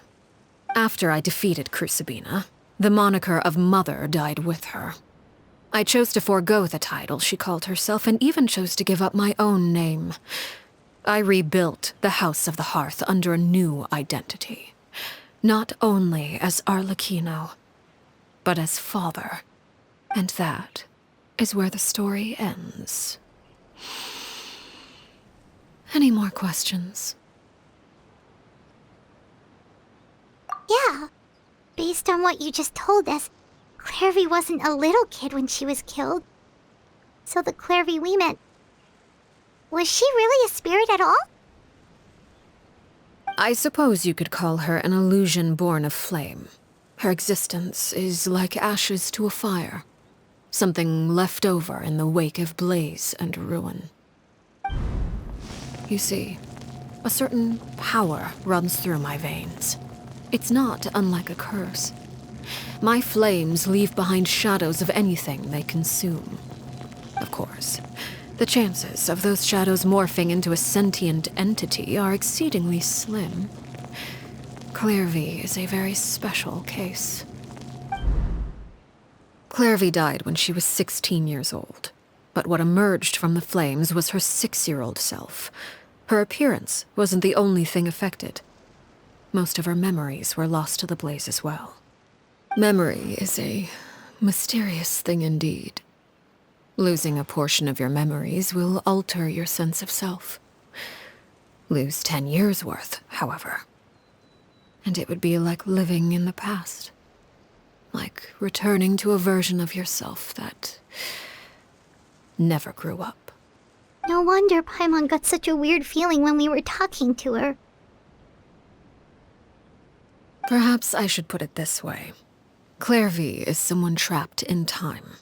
It may seem like she exists with us in the present, but she truly lives in the confines of her own past. So if all of that is true, then you must have known about Clairvy for a long time. Indeed. She's a rather volatile and unstable entity. Sometimes she would look after the children. She's even saved some of their lives. But other times, she would hide from me and become obsessed with revealing the truth about the house to anyone who will listen. Shadows don't have the capacity to learn or grow. Any new information they encounter is quickly forgotten over time. Your attempts to expose Clairvy to sunlight, they failed, yes? The reason is actually quite simple. In Clairvy's mind, the house is impossible to escape, and it is this very perception that traps her there.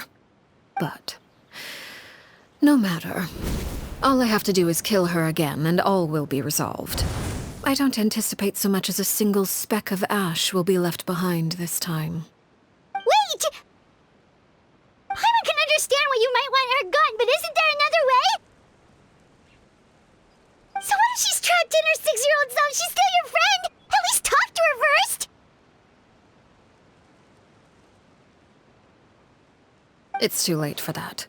She broke the rules, and now she must be punished. That goes for Filial and Nantoy as well. She's had quite the effect on them. I hope you understand. The difference between Crucibina and myself lies in our formulation of the rules, not our policy for enforcing them. Upholding the rules without question is a trait we both share, because that is how a household should be run. Is this really what you want to do? Whatever could you mean? Don't you want to say a proper goodbye at least? Whether as a killer or as a father, there are two things that must be avoided at all costs: anger and sorrow. Anger makes you impulsive. Sorrow causes you to waver. Well, it appears it's about time to proceed. Before we arrived, I told some of my well-behaved children to bring our troublemakers here by nightfall.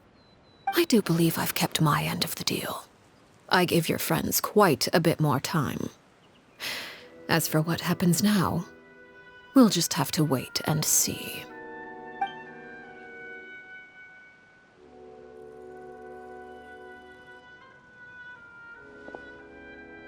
Here they are, Father.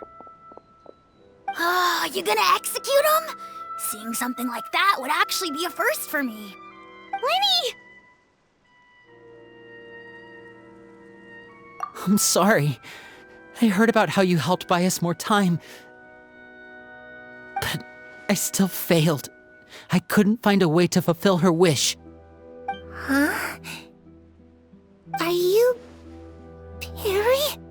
Indeed, it's been a while, Clairvy. Perry! Shh, stay right there. I'm sorry to postpone our reunion, but first I believe certain scores need settling.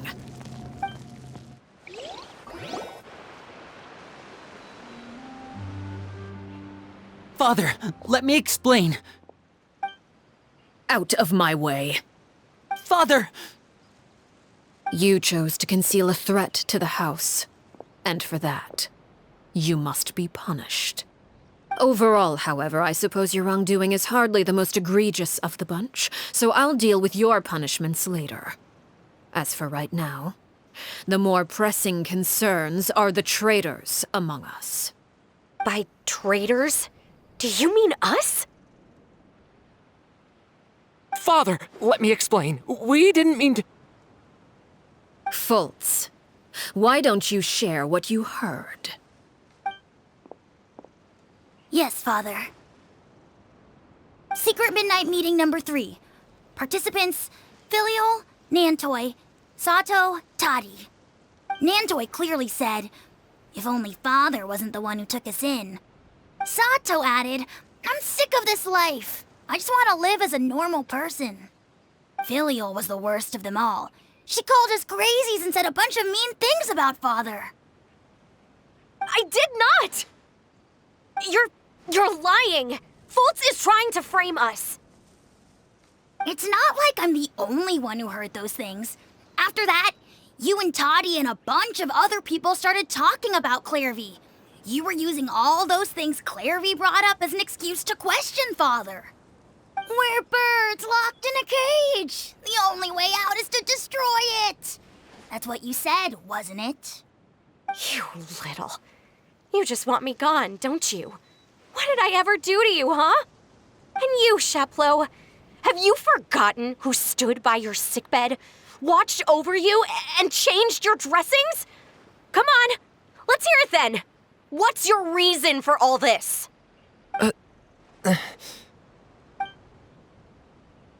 You're wrong, Filial. We don't want you to die. You're our family. Liar. You wouldn't be doing this if that were the case. So why? Why have you backed us into a corner? We all live in the House of the Hearth. You know the type of work we do, Filial. A single betrayal can cost dozens of us our lives. It's not like it's never happened before. That kind of thing is hard to forget. That's why the House of the Hearth cannot tolerate any form of betrayal. Ever since we came to Poisson, you've had 7 secret meetings. A lot of the things you talked about really crossed the line. You've been spying on us for half a month? Wait a second. Now that I think about it, the move to Poisson was just a way to make it easier to spy on us, wasn't it? Because we were all in one place. You've had this planned all along. Filial, Nantoy, I'm sorry. I owe you both my life. I owe Clairvy too. If it weren't for all your help after I got poisoned, I wouldn't be standing here today. If this were any other situation, I would do anything to repay that kindness, even if it cost me my life. But rules are rules. I'm sorry. My hands are tied. Why? Why? That's enough, Filial. We made a mistake, and we should own up to it. We broke the rules, plain and simple. And now we have to face the consequences. I'm sorry, Sheplo. Fultz. I'm sorry, Father. We accept our punishment. Chapleau, according to the rules of the House of the Hearth, how should these traitors be punished? All those who betray the house pay with their lives. And so it shall be.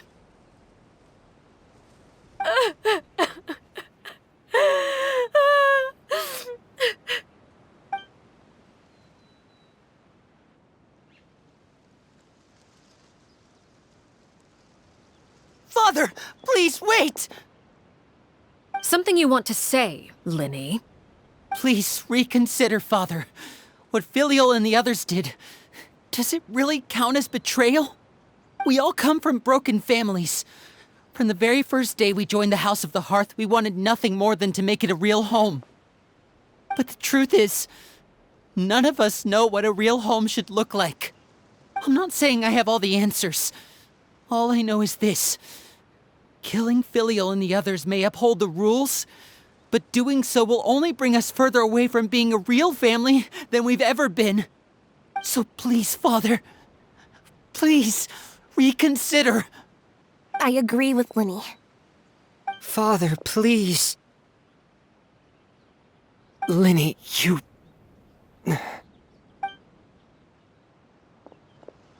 I also agree with Linny.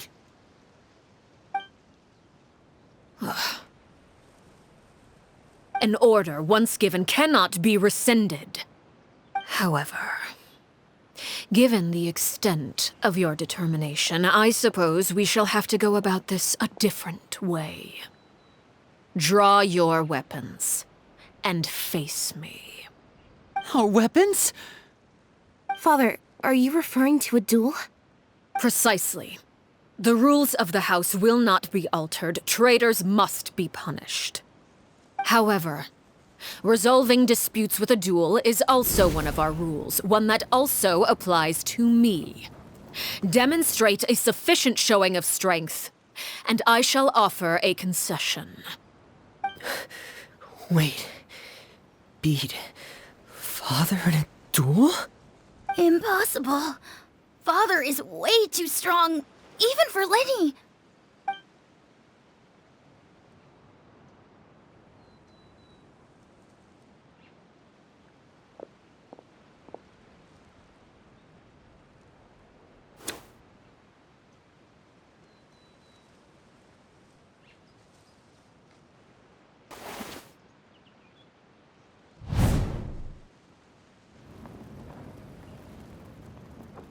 Did you hear that, Traveler?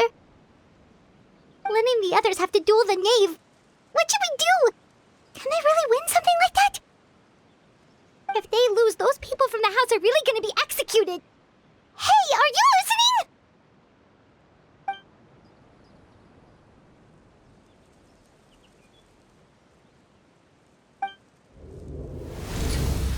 Don't you want to say a proper goodbye at least? Anger makes you impulsive. Sorrow causes you to waver.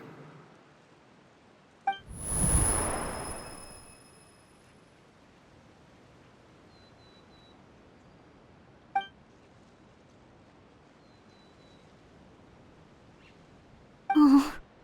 Looking at that expression on her face, she seems really serious about this. Guess that means there's no chance she's throwing the duel on purpose, huh?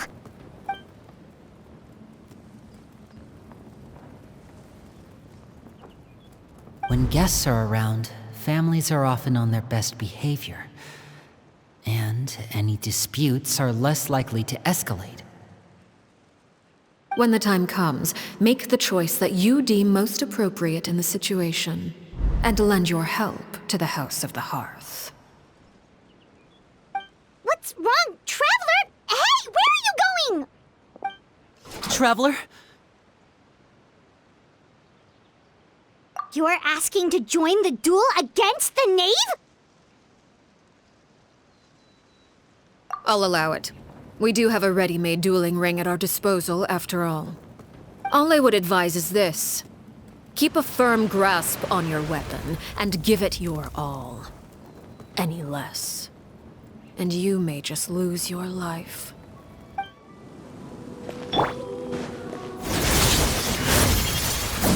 Gather! Everyone hold hands! Is it my turn to oblivion! Now's our chance! Now that's more like it. Solidify! With the fall of I see darkness, everything. destruction shall rise. Let my name echo Have a in taste song. of purgatory. Over here! Is it my turn?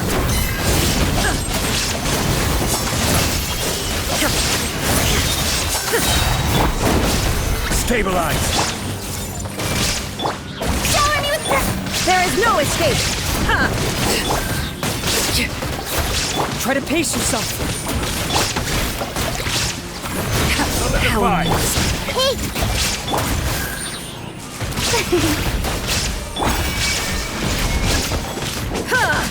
Torn to oblivion!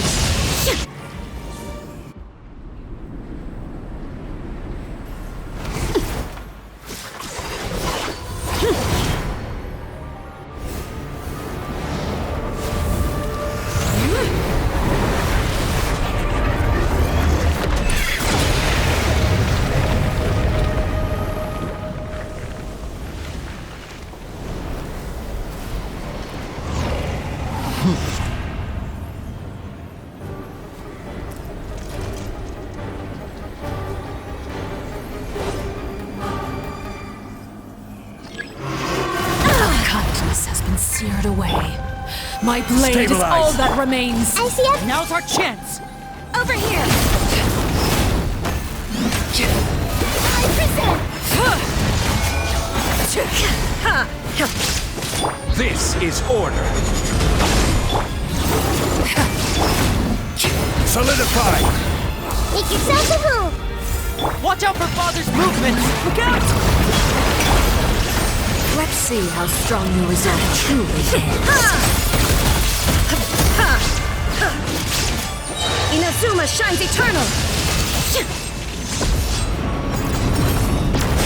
The sun and moon have set. Only Now's one. our chance! Over here! All hope has been extinguished. Shine down! Stabilize! I see everything!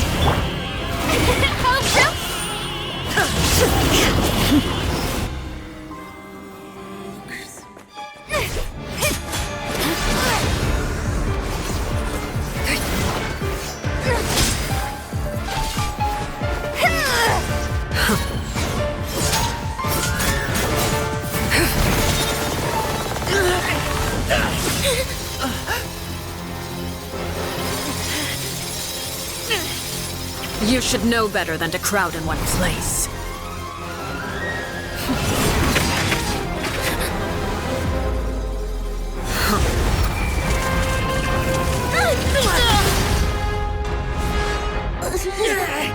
Oh, I know.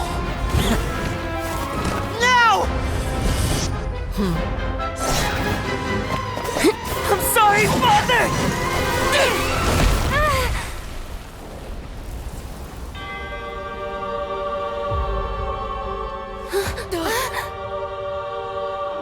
Sorry for what? This pitiful excuse for an attack.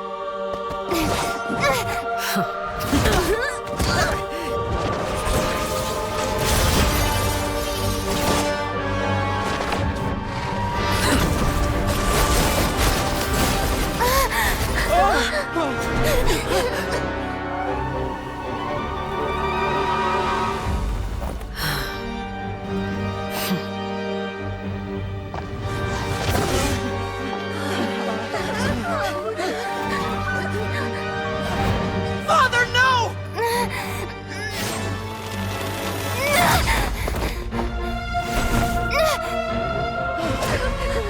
Made it out, did you? You're stronger than I expected.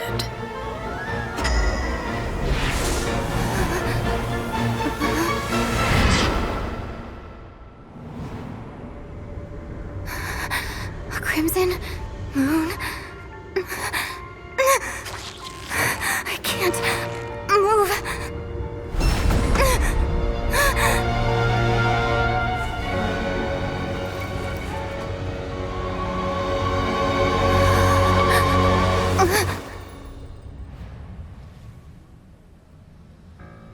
Still, not strong enough to beat me.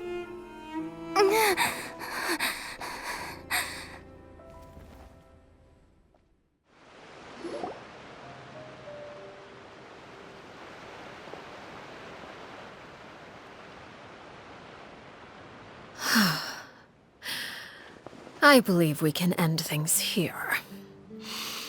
It's not often that we get to enjoy the company of guests, after all. We wouldn't want things to get too out of hand. Brother, are you alright? Lenny! Given that I am the victor of this duel, as agreed, the punishment stands. No! I never thought things would end like this. However, everyone involved in the duel demonstrated a remarkable level of strength and determination. In light of this, I'm prepared to change the method of execution. Elwar, the bottled flames I gave you for safekeeping. Do you still have them? Yes? I wasn't sure what they were for, but I've kept them super safe. I didn't lose a single one. Wonderful. Then, in just a moment, I'll have you administer them. Bottled flames? Indeed. They're the product of a secret experiment. Under certain special circumstances, flames can be extracted from my person and preserved. Once ingested, searing pain will spread across every inch of your body. No harm will come to you physically, but your memories will be burned away. If you can withstand the pain. When you awake, you'll have forgotten everything you know about the House of the Hearth, and will be expelled from the organization. In other words, administering this concoction will kill the version of you that grew up in the house, and give you a new identity.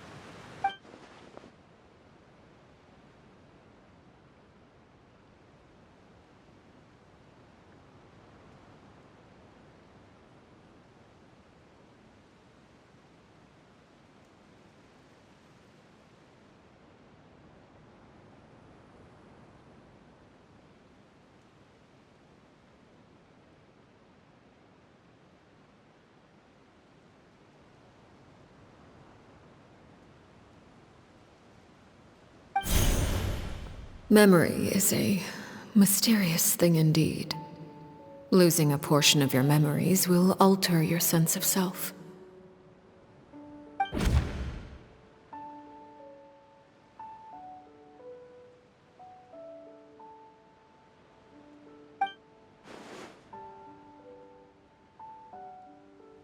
So, you're just letting us go, Father? You misunderstand. Memories are extremely important. Once consumed by flame, the version of you standing before me will die, and our secrets will die with you. So no, I don't intend to just let you go, because the person who survives will be nothing but a stranger. Even so, I won't have to live in fear anymore. I'm sorry, Father. I'm sorry I let you down, but I really... Don't cry, Filial. You haven't left the house yet, so there are still rules to be followed, yes? Remember what I taught you. Anger makes you impulsive, sorrow causes you to waver. Don't let yourself be controlled by your emotions. Of course. I'll remember. Dry your tears, and go pursue the life you really want. Yes, Father. Chaplot, Foltz, Elwar, take them back to Poisson. And bring Linny and the others as well. I prepared 3 extra vials of bottled flames. As for whether to take them, the choice is yours. Goodbye, children. The next time we meet, I will no longer be your father. Thank you for all you've done for the house. I hope you have bright futures ahead of you.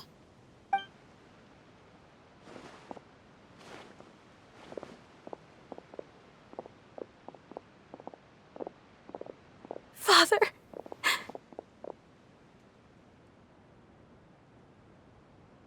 Let's go.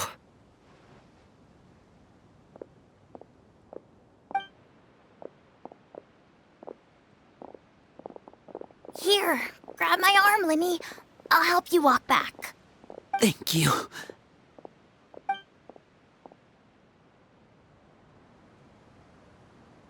Clairvy.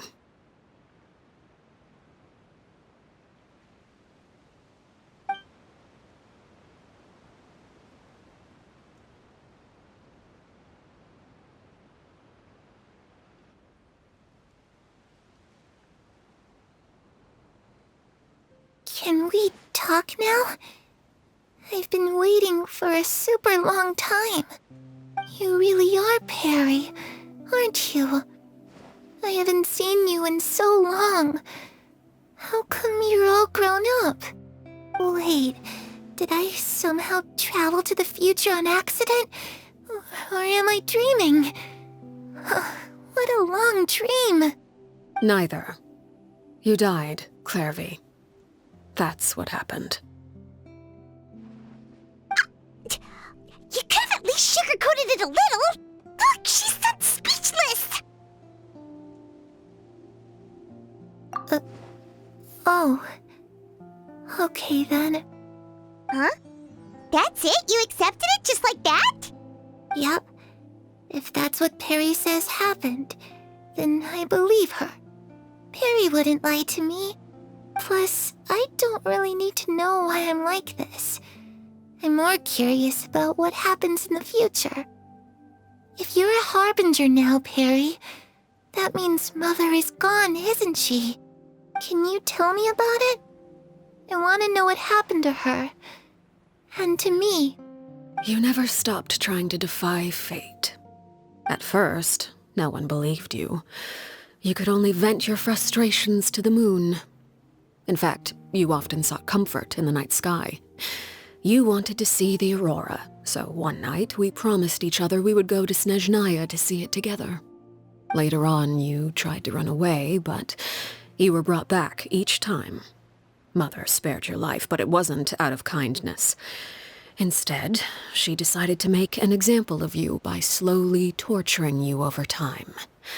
That way, the other children would know what happens to traitors.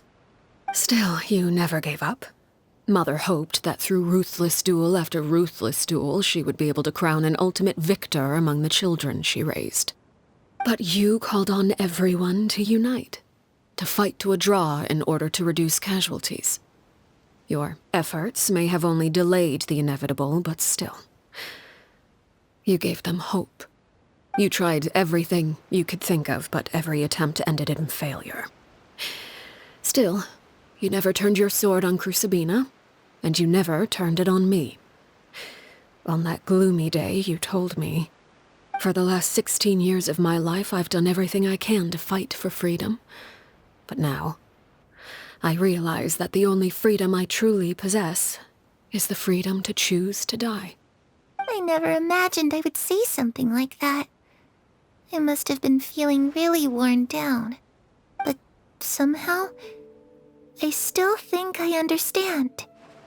According to Mother's plan, only one of us was going to make it until the end.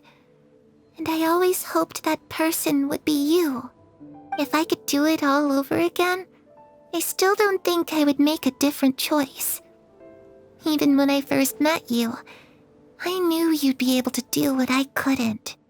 Is that so? Even now, I'm not sure I truly understand what kind of freedom you were trying to pursue. But as the head of the House of the Hearth and as the children's father, I've tried to give them the most basic of freedoms. The freedom to choose their own fate. It's something I discussed with the Iudex of Fontaine. The children who want to leave the house will have their memories wiped clean of all secrets pertaining to the organization. In return, they will be allowed to live a normal life in Fontaine without being prosecuted for their past. Of course, I won't simply hand freedom to them on a silver platter. They have to fight for it and prove themselves worthy of it. Only freedom that is earned has true value. That's more than enough. That's exactly the kind of life I was fighting for. You know, Perry, I think you're a pretty amazing king, and a really great father, too. I'm really happy that you're the one who took over the house. I guess I do have one regret, though. I still haven't seen the outside world. Well, it just so happens that our dear guests over here have been to many nations and traveled to countless places. Perhaps they would be willing to tell you what the outside world is like. Really? Of course! We've traveled all over the place. We've got so many stories, we could probably talk your ears off for 3 days straight.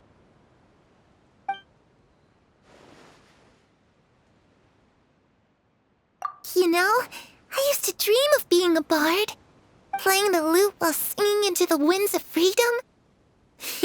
Even if there was no one there to listen, I would have continued to sing no matter what. Ah, that's where Mora comes from. I never knew that before. If I had some Mora, I would buy 3 new dresses. One for me, one for Perry, and one for Mother. It's just too bad Perry doesn't like wearing dresses. And Mother, well, she probably wouldn't accept something like that either. I guess I'd just have to keep them all for me then. I could wear a different one every day. Those yokai you mentioned, what do they look like? I once saw a drawing of this one guy with horns on his head and a super scary face. Are there any yokai like that? Oh, sounds like you're talking about an Oni. Yep, we've met one, and let Paimon tell you, they're not nearly as scary as they look. I was always too afraid to skip Mother's fighting lessons. But at the academia, I bet you could do all sorts of secret things in class. Things that have nothing to do with studying. I'm just kidding. Being able to study whatever you want without having to fear for your life actually sounds pretty great.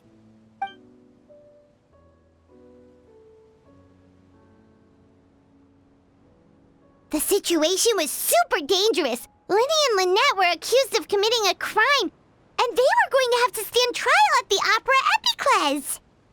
Oh no, that must have been hard for all of you. What happened next? Don't worry, we were able to turn the situation around super quickly, all thanks to Detective Paimon, of course. How'd you do that? Come on, tell me. Okay, so it was like this. After the failed magic show, we rushed to the scene and...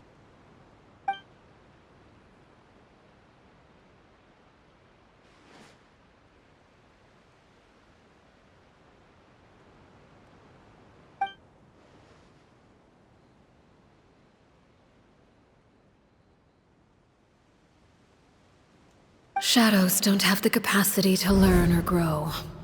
Any new information they encounter is quickly forgotten over time.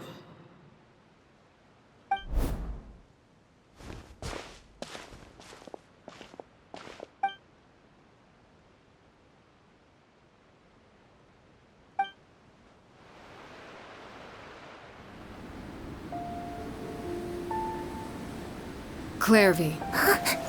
You've worked tirelessly from the shadows to overthrow the House of the Hearth. Now, by my authority as the Knave, I shall announce how this matter ends. You are hereby expelled from the House of the Hearth. You are no longer tied to this place, nor are you bound by its rules. You're saying that I can finally leave? I get to experience the outside world as well? Oh, I almost forgot. There's no getting older for me.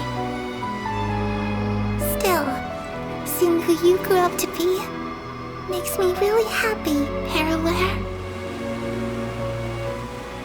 Take care of yourself. Goodbye. May we meet again someday.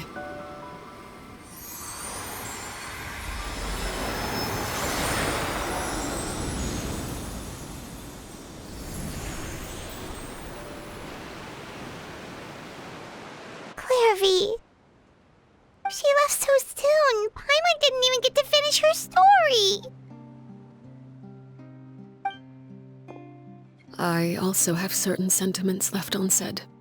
I wanted to tell her that the aurora I saw in Snezhnaya was just as beautiful as the ones in the pictures.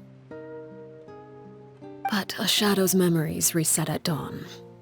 Had we delayed any longer, we wouldn't have had the time to say goodbye. Whatever regrets may linger, let them be lost to the coming of a new day. Father? It's Linny! Hey, Linny!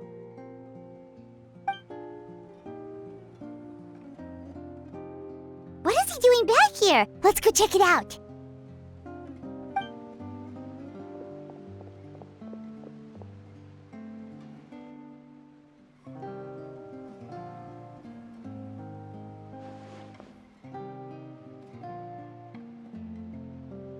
Father, the bottled flames have been administered. Filial and the others have left the house. And you? What have you decided? Thank you for giving us that choice, Father. But we never wanted to leave the house. It's the only home we've ever known. Lynette and Fremine feel the same way. They're recuperating back at the Hotel Bouffe d'été. But I decided to come back and tell you where we stood. I'm sure you're well aware of the expectations I have for you. I want you to follow in my footsteps and become the next king of the house. Yet you seem to have different ideas. I must admit, I'm rather surprised by your decision to stay. There's nothing wrong with choosing to live a quiet life. Leading this organization is a heavy responsibility, one not so easily carried by someone forced onto the throne. I just never understood what you saw in me. What made you believe I was deserving of that throne? You're brave, talented, and, most importantly, you cherish your family. You would do anything to protect them, even if it costs you your life.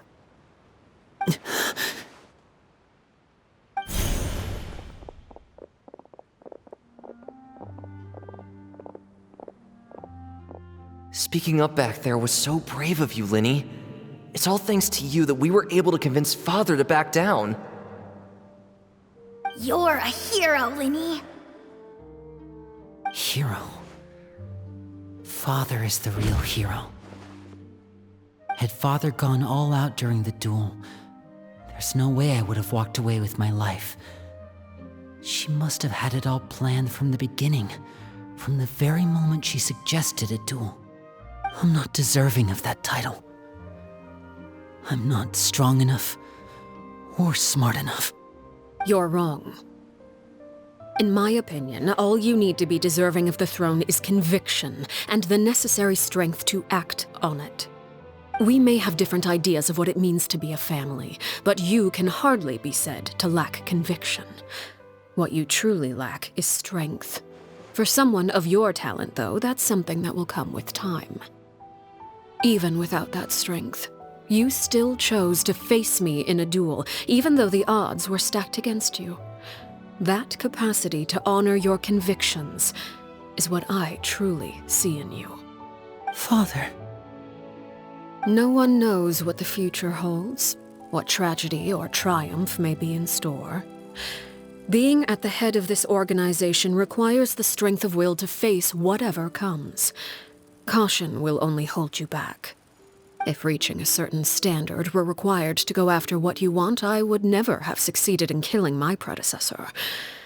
Back then, there was still a considerable gap between our abilities. Strength may decide the ultimate victor, but those who let a lack of strength dictate their decisions or undermine their convictions will never be worthy of the throne. I understand, Father. Thank you. Children must grow up to surpass their parents. Only then can a family continue to flourish. The road ahead is not an easy one, so I'll ask you one last time. Are you certain you want to stay? You've done so much for me, Father, and that kindness must be repaid. Plus, with Project Stuja at hand, there are many dangers ahead, and I, for one, don't intend to back down. Protecting my family at all costs. That's my conviction. Then you're welcome to stay. As for Project Stuja, you need not be too concerned. If those cowardly businessmen and heartless dignitaries try to take us down, I'm prepared to teach them a lesson. Having members who longed for the light was our organization's last weakness. With those members no longer among our ranks, the House of the Hearth is like a spider hiding in the shadows.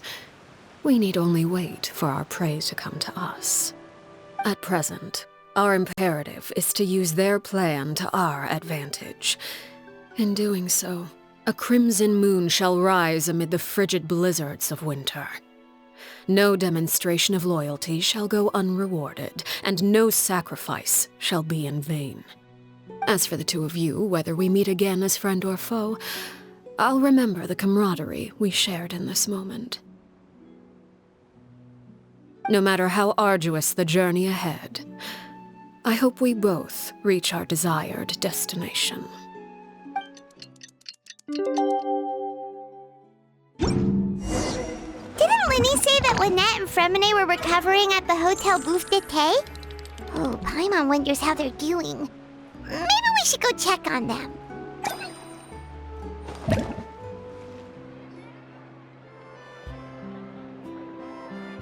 Lynette? Fremine? How are you feeling?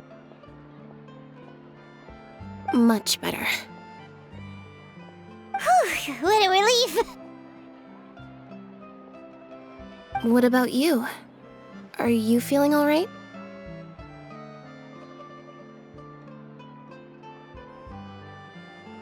I knew you'd come out unscathed.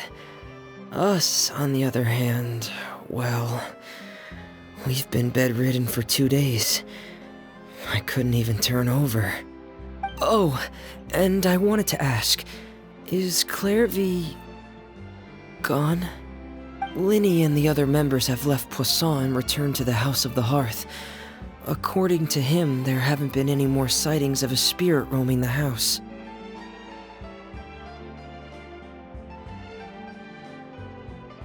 I see. I'm glad.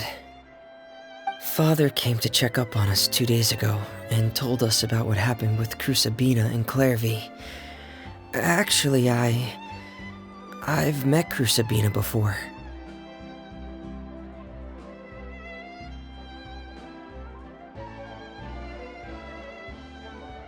Wait, what? You've met the former knave? Crusabina died a year after Clairvy. It was during the year between their deaths that I joined the House of the Hearth. Crusabina had an extremely cruel and radical way of doing things. While she was alive, the atmosphere in the house was suffocating. When I joined, though, the experiment she valued so much had already come to an end, and all the people involved, dead and injured alike, were gone. Crusabina never talked about the past with us newcomers. A couple of months after I joined, Father killed Crusabina and burned all her files. With that, the names of all the people subjected to her experiments, Clairvy included, were lost to the flames, along with the painful memories they represented. Father took in Lenny and me a couple months after that, but she never mentioned anything about Crusabina or Clairvy. It really seems like something she was planning to keep to herself. The last time you talked to her, did she mention why she kept it a secret for so long? She said she didn't want us to be affected by the darkness of the past. She was worried we'd develop a false sense of gratitude towards her if we knew about it. The foundation of a family should be free of any corrupting influence. Whatever happened in the past, it has nothing to do with who we are now. And that's what Father told us in the end. But I still thanked her for everything. It was only after hearing about what Crusabina did that I finally realized how insignificant our lives could have been. The members of the house meant nothing to her. To say that she valued them in any way, even just as a tool, would probably be giving her too much credit. If Father hadn't taken over the House of the Hearth, I probably would have already...